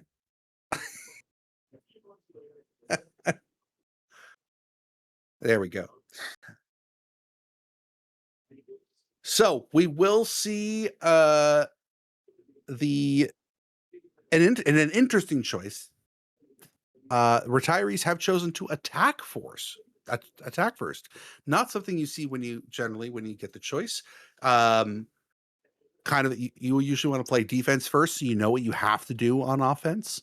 But I guess in this situation, they want to just put the pressure on Marines and do as well as they can. And with the Ramatra ban and the Sojourn ban, I'm interested to see what both these teams have up their sleeves. Ramatra and Sojourn are banned. Sojourn. Yeah. Who banned? Which one banned who? Marines banned Sojourn, and the Retirees banned Ramatra. Okay, I will say I will go back to what you said before about like the whole, I guess, like, the dynamic of this map, or not the dynamics, but like the fundamental way to play this map originally. I will say Ramatra is played a bit on Numbani. I think this map is a bit more rewarding to brawl now. Second point's still a bit rough, but like first point and third point, it's gotten better to play brawl on it. So I do think banning the Ram, you get a chance to, if they were able to ban first. I believe they were, right? Or am I wrong? Did Retirees ban first or did Marines ban first? Do you know? Marines banned first. Okay, so Marines chose to ban Soj first. Okay, I was gonna say it's also like a protection ban to possibly keep the Orisa in after what happened last time. But as you said yourself, PD Pipes can play more than just Winston. Orisa, if anything, that was not their best character. So I'm shocked because I thought, they probably diff me. A GM tank on Orisa if I had to play against them. Realistically, I suck at that character. But the thing though is they're on his Winston. They're on his Winston Bastion because the Soldier's banned, so that they can't play, which they did do really well that last map on the Soldier. They're on his Bastion. Their whole team comp is like they have like a bit of a the Brawl with the Lucio, the Bap, and the Bastion. Then they have Echo, Winston to kind of like have that potential. I am a bit worried about PD Pipes getting healed by this Baptiste, especially also dealing with this Marines. They're on mad poke. They have the Soldier, the Ash, the Iari, the Sigma, and the Ana kind of like protects with like Anti-Nades, having the Nano engages. Like, they have a lot of good things going on for them right now. It's just, I do worry if PD Pipes is going to have a good time. Well, PD Pipes was falling low, is able to stabilize on that high ground, getting a little bit of heals. Two picks already for both teams. Support and DPS both going down. Jesus falling kind of low. Gridlock does pick them off, but Gridlock also falling low, and Petey Pipe's just able to finish things off. And now we got Jade Rowe just hanging out on point, just tickling the corner here, getting her caps. Yeah. Monkey, yeah, Frying Pan ends up falling. Petey Pipes comes back, and we're seeing a couple switches coming in now from Mercy Marines to try to deal with this. We're seeing Soldier now and Cassidy, as well as Ilyari. I do think if Marines can kind of just like if Marines can kind of take angles a bit more tighter angles, but I think they need to take angles to make it difficult for PT Pipes to jump with anything. I think they'll be fine. I think that first fight they got a bit too collapsed on like each other, and they find angles like right now, for example, as well. Like they're finding these ways to get picks just kind of around the map because they're all just condensed in a bubble instead of kind of being around the map a little bit, not too much, just a little bit to control a bit of space to make PT Pipes, to make them live in a nightmare instead of kind of like in La La Land right now. Kind of just doing their own thing, having a little bit of fun right now. Is Winston just jumping around, flanking almost. This just looks like they're having a really good time, just playing into there. Now, keep in mind that this is a Division 5 matchup, which means we are seeing players that could range all the way from the bottom of bronze to P4. In my eyes, this is Zeta Division versus Crazy Raccoons right now, or Team Falcons. In my eyes. Again, easily capping second point here. 5 minutes and 40 seconds. I know you had some qualms about this, about the support line for them, but it's holding together in that the monkeys died once. And I was disrespecting Lord Almighty PD Pipes. I almost forgot who I was talking about. Petey Pipes is again on fire. 11 eliminations so far, but not to be held down. Cheese has 10 of their own. They just picked up the elimination there, with Jade finishing off with a headshot. But the cart is moving for free, and there's 5 minutes and 45 seconds. Leatherhead finding shots. The B coming in to negate the Soldier ult. But with Kitsune Rush in there as well, maybe they can hold off a little bit. DJ Frying Pan did die. All right, they are able to hold them off just a little bit, but Jade Rogue does find Raw active. The dive jumps and back in from Petey Pipes, and he finds Tojo. Gridlock goes down. DJ Frying Pan finds Leatherhead with Jesus fighting Waterboy, and all that's left is this poor Echo. That might be it. It is it. And with 4 minutes and 20 seconds, Blaze It, you've got the retirees up 3-0. There is more time in their bank right now than they started with. Initiating match. Hybrid's always one of those points, always one of those maps where if you do not cap fully, it's okay, because that's kind of expected. If you get it to second point last, that's expected. No, that's fine. If you manage to get third point and cap, you're good. If you manage to cap with over 4 minutes, it's incredible. Losing this map, I mean, you have like 20 billion pillows you're sitting on right now. Yeah, like it is impossible. I mean, I want to say impossible. It is near impossible to manage to tank that, especially because even if the attacking team caps on third point, unless they cap with over a minute, they have to. I mean, they have to power those 4 minutes. They have to somehow find a way to get the cart far enough with their a little bit over a minute, a little bit less than a minute, comparing to 4 minutes and 20 seconds. Which, speaking of which, 420 days in 3 days. If anyone cares, I don't care. If you celebrate. If you celebrate, it's happening. But yeah, I mean, that was incredible. That was an incredible push. I mean, I was, like you said, I was a bit worried about their Bat Blue Shield thing, but they played it really well. Jade Rogue definitely did the thing on third point, finding picks, basically starting fights for their team, and just again, like, is overall the team just playing really well together, fighting angles and just pushing with PD Pipes, just getting aggressive. And we see Marines, they're switching it up a little bit. I think they're trying to find a way to fully counter PD Pipes with this Reaper, Sombra, Absolutely. Diva. And Like, I think they're that is what you have to do. Yeah. As good as Cheese, Leather, Jade, and Imagine have been in this map, without PD Pipes, it is going to be a lot harder for them to kind of hold anything out. And now, of course, we are getting Iliari with a Zenyatta, so the healing is not going to be quite as high as we might normally see. There might be an opportunity to get enough pressure on them to get this first point really quickly. Now, Waterboy does fall a little bit low early, does get healed up and stabilized. Gridlock does a little loop-de-doo, do-si-do in the sky. And DJ Frying Pan gets caught out. Has to reset. TP going up high there, gets booped off by Leatherhead.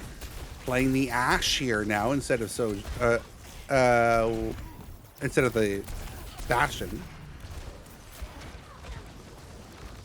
And Chizuru Tojo able to get themselves out of there and get themselves stabilized up. Now both of these teams, once again, Tojo staying in just a little bit longer than they should have.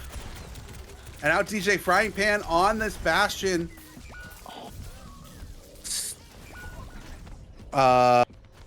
Okay, standing still while getting zapped to death. Tactical reset. Tactical reset. We'll call it that. Yeah, I mean, they switched to Bastion, which I did notice, and I did hear, and I don't really know if I like that. I mean, you're dealing with a Zenyatta, you're just gonna get poked out a lot more than you probably wish you wanted to. Yep. Yeah, I don't know how I feel about that. Oh, DJ Frank, just like as you said, getting poked out there. Leatherhead finding 2 picks. Now, Jade Rogue does fall, so losing the support is going to be a big deal. And Waterboy going down as well. Cheezer's finding both of the support line. Just Diva on point here. And showing a little bit of courtesy, not staggering out the Diva as they could. Yeah, just a very, very quick kill onto the Diva out of mech. A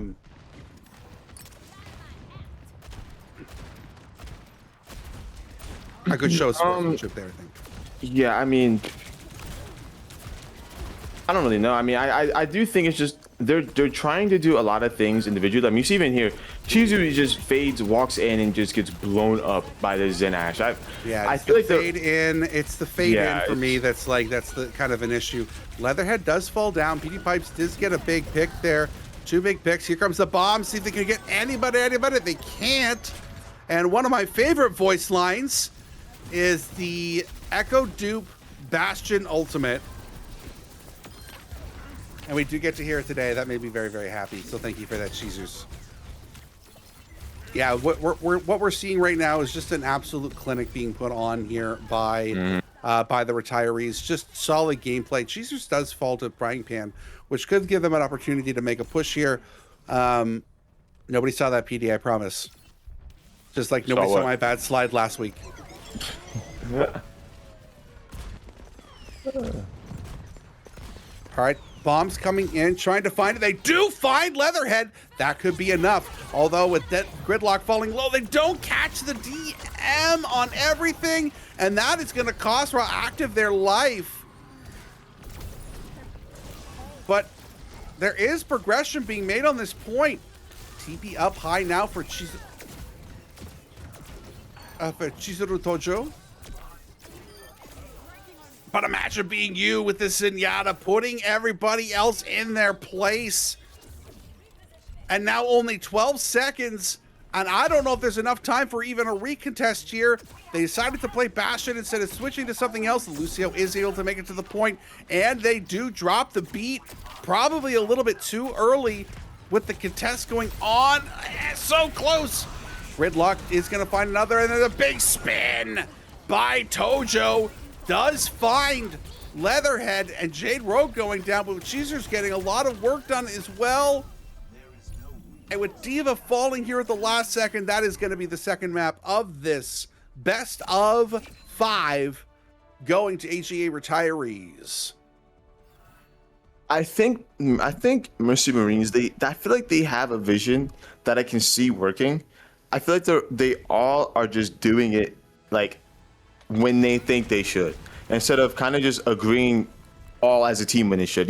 It's I can like they're not really working as a team. They're doing everything they think they should be doing individually instead of doing one thing together. Like it's a thing that everyone says, but you'd rather have everyone doing a bad plan rather than every individual person doing a good plan, because it's never going to work if everyone's doing something else. But if everybody's working towards one plan, whether it's good, bad, or ugly, it's bound to work.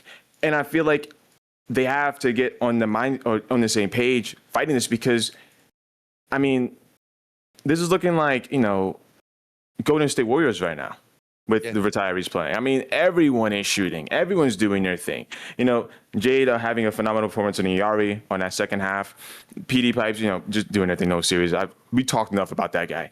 But the DPS line as well, Cheezers and Leather, just also constantly shooting. And I also Also, I do want to mention as well. Oh my God. See, I'm blanking on the last player on their team, because they're the one player that I haven't actually, not saying I haven't noticed, but the one player I haven't called out yet. And I want to say their name. Big picks. Jade Rogue. Is it Jade Road? No, not Jade. No, Imagine being you. Imagine, yes. Imagine being you. Zenyatta. Imagine being you. Yes. Oh my God, the Zen play. I Did their could thing. imagine. I didn't know it was going to work. I thought it was going to be a little rough. They were going to get pushed out by the Diva, the Lucio, but they kept their distance, found their shots, and I think the last fight, they got like a nice 2K, or the fight before that, maybe it was like a nice 2K to kind of, put them back in. And they're all shooting, like they're all having their moments. Like they're not relying on one person to do everything for them. They're like, you're doing this, that's great, let's enable you. But if you can't do it, I'll just do it. And they're just doing it. It's like, it's, as Mercy Marines, when you're playing kind of like, as yourself, you're a little lost, confused. Like when a team's playing so organized, you kind of just have to take a quick second, maybe a 5-minute bio break to figure it out right now. Good segue. Good segue. There we go. 5 minutes right now. And when we come back, we will have map 3 here between Mercy Marines and AGA retirees, with Mercy Marines getting the map ban. We will see you shortly.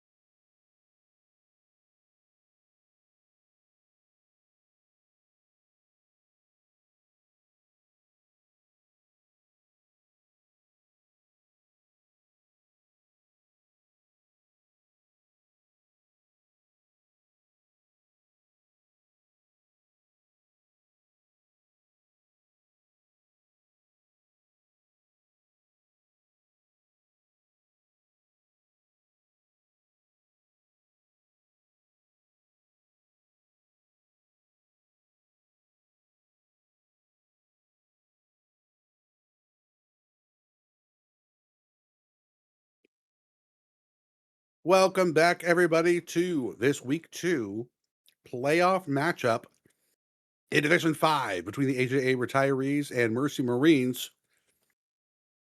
Retirees holding a stranglehold on this series now, 2-0. And we are down to triple match point. New Queen Street is where we are. Triple match point? Yeah, triple match point. I said we're in match point for the last 3 matches. I guess, yeah. I didn't think about that. You got a point. That's a tennis thing. We do have a switch up here today.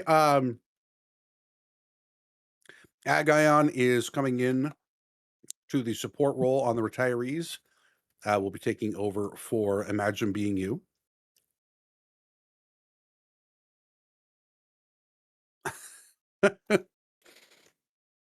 They're casually talking about belly buttons, apparently, in their VC, as we learned. They're talking about belly buttons? Which team's talking about belly buttons? Retirees are talking about belly buttons. Belly buttons. You know, I learned at a very late age of 18 that apparently Audi belly buttons are more rare than inner belly buttons. And I did not know that. I didn't know that. I always thought it was the other way around. I thought my family was the weird ones for not having an Audi. Then I realized I was the weirdo for not having an innie. Well, learned that the hard way. I know. I have an innie. And speaking of innie, we are innie to this next Can we map. not talk about this? Shut up, Dust.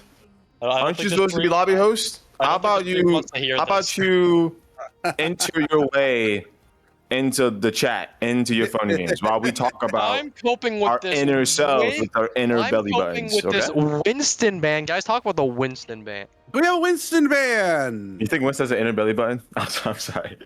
I think Winston has a belly button.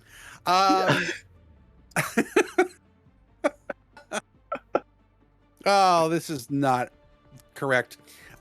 Winston is, though. Just speak about it a little bit.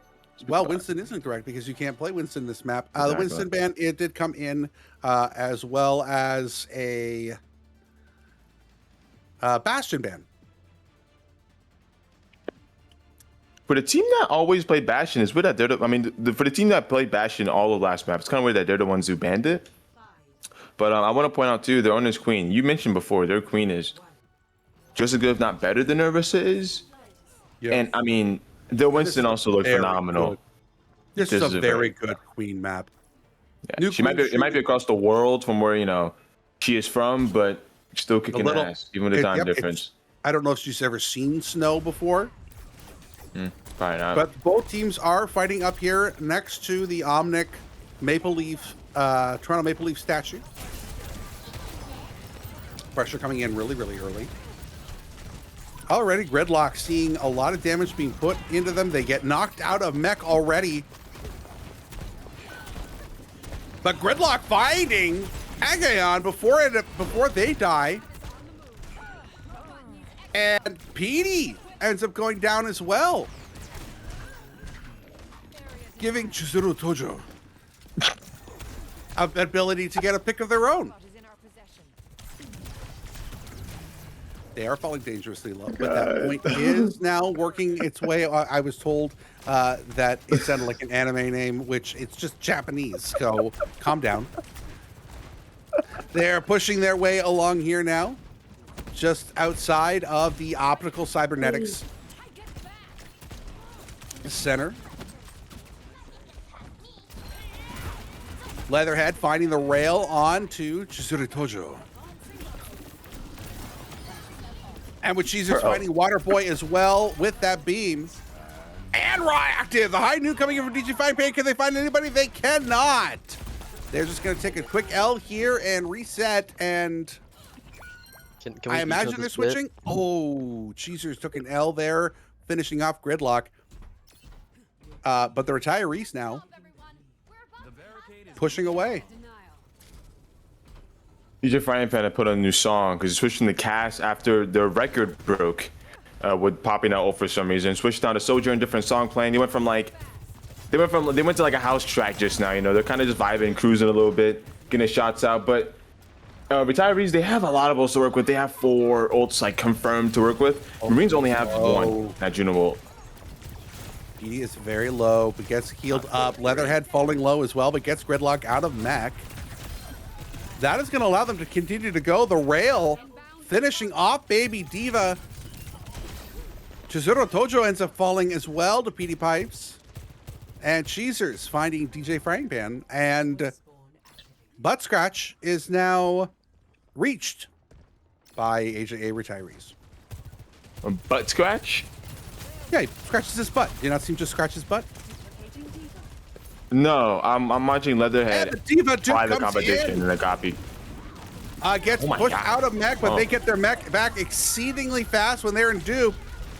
Can put pressure now, climbing in, trying to see if they can find themselves a nice little happy little Diva bomb. They do. Do they find Gridlock with it? They don't, but that's okay. Gridlock gets blown up by some grenades from Cheezers, and now pumping up here by the library, which is, by the way, nowhere near Queen Street in Toronto. Where is it? It's up in Bloor. Young and That's Bloor. cool. Yeah. Raw gets the coalescence in. Waterboy finding a torpedo kill. The bomb coming in, trying to find anybody. Can't find them, but that's okay, because it looks like Mercy Marines has won this team fight anyway. At just finishing off the brig, that'll be enough. Getting the boop as well for Jade Rogue, bringing them back out into the middle of the open to be blasted apart by everybody on the team. And now, don't call them out yet. Mercy Marines pushing it back over forward spawn. Yeah, and I would say though, Mercy Marines, they did win that fight. They have fuels to work with this fight as well too, but they have a lot of progress to catch up. Not a lot, but definitely enough to notice the difference. And DJ Frying Pan getting a first circle, that's a good start, but is that going to be enough? I don't know. The body comes out. Good rail here to start this off, of course. Heels coming in.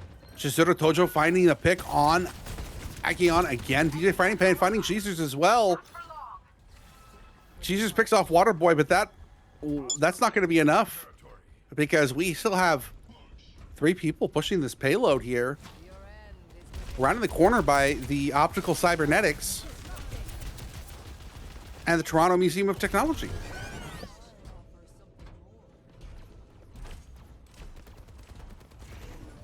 They cap. That's incredible. Really good move. The pins are coming in now, but from Cheezers.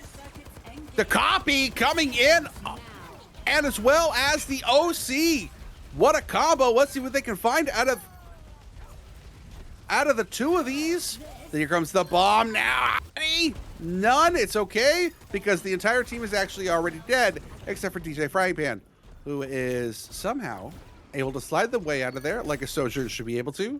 Still finds the L from Jade Rogue. I like the first side of that fight. The weather just became so bad I had to step out for a second. But I mean, they won the fight, got a pick. Jade Rogue with Waterboy, kind of the Kazudai's fight. The Staggers just coming in. Great. The oh my god, Staggers. 3? They have 3 Staggers there? Staggers. Oh my coming in God. left, right, and center. Raw Active is the last one to come back. They do get in. The Disruptor Shot goes out, trying to see what they can get out of it. But here comes the OC now. Oh, what a pick by DJ Frying Pan on PD Pipes. The Boom Boom coming in. Another pick with the OC. Nothing with the Boom Boom, but it didn't matter. Leatherhead taking the tactical reset. Smart play, honestly. Yeah. No, Letting Get out early. themselves to reset. They weren't really in a position where they were going to be probably able to escape. But you've got so much space to work with, it didn't really matter. And PD, Frying Pan, I bet. trying to dive the back line, end up walking right into PD Pipes instead. And here comes the Queen ult. Finds a couple. No one ends up dying as a result of it. But the Coalescence trying to keep a little bit of sustain up. Leatherhead does find Waterboy. Raw Active goes down. And the AJA retirees cleaning up and pushing the robot a bit. Background I Indian will say restaurant. though, every fight that retirees can win, and they just get pushed apart by like a meter or two, it only increases that gap because Marines are not really able to even get a chance to get, to their barricade. They're kind of always stopped like in the middle of the map. If they just continue doing this, I mean, this map, it's only 2.5 minutes of that, We're coming into last fight area here because if they win this fight, they can push for free. But here comes, oh wow, what a really good counter. Jade Rogue popping up the ultimate, which is going to completely negate. And again, Leatherhead showing Gers after getting picked. But Chizuru Tojo ends up falling as well. The rally coming in. DJ Frying Pan falling to Cheezers. And with a lot of pressure now coming in from the front. Oh no, but Chizuru Tojo finding two. Jade Rogue and Cheezers both on the outside. And again, we are extending the length of this map. We could go all the way here. And back comes the robot. All the way. And what I will say is that this is what is like what I like. I think other people call us do a seesaw, where every time Retirees gets to the end, just Marines just push, and then it just keeps going back and forth. The thing about seesaw does, whichever team starts, at the advantage in seesaw, they win. Marines have to break the seesaw effect. They have to start winning fights back to back if they want to have a chance in bringing this to a map 4. Well, we do have multiple ultimates coming online. The ult economy is in favor of Mercy Marines right now. Oh, Cheezers falls low, but here comes the big spin. Finds 3. Leatherhead, Cheezers, and a guy on all capitalizing on it. Gridlock presses Q to see if anything can come of it, but no. And like you said, the seesaw now heading in the other direction here. And the robot continues to move on its way.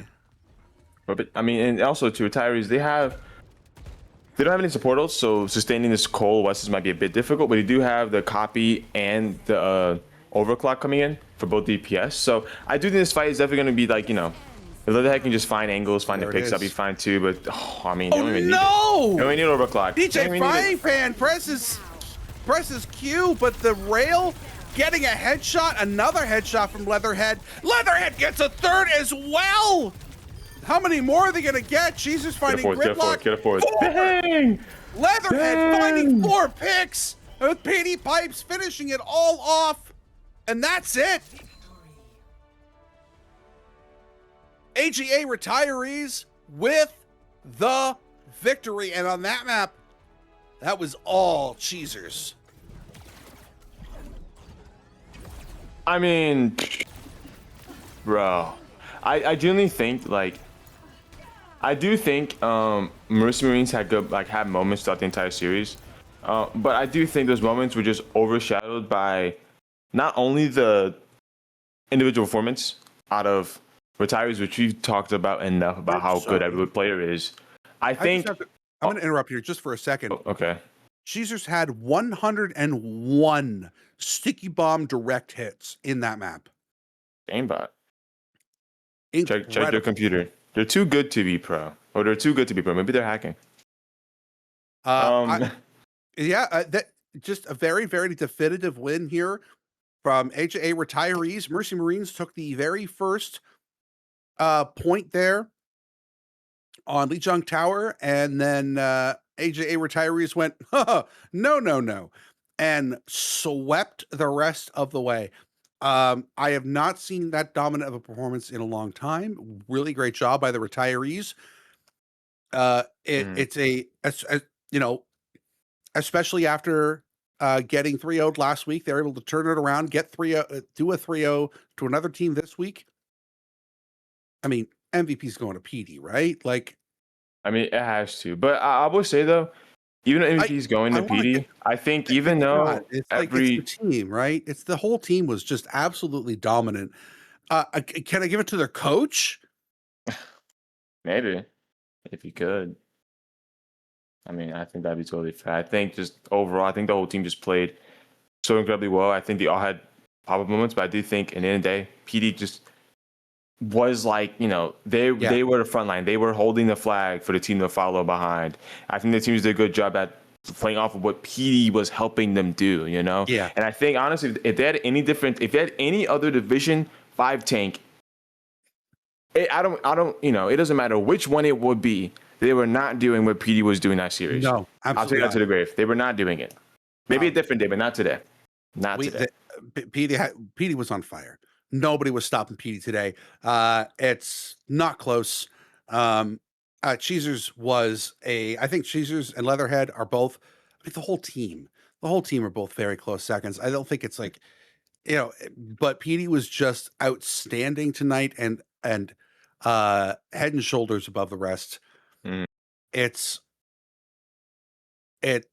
Yeah, easy, very win. So congratulations on your win, AJA retirees. You will be moving on to the face the loser next week.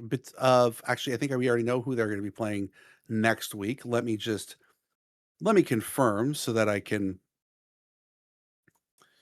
I'm pretty sure we already have the results. Yeah, we do. Of course, we have the results from the other night.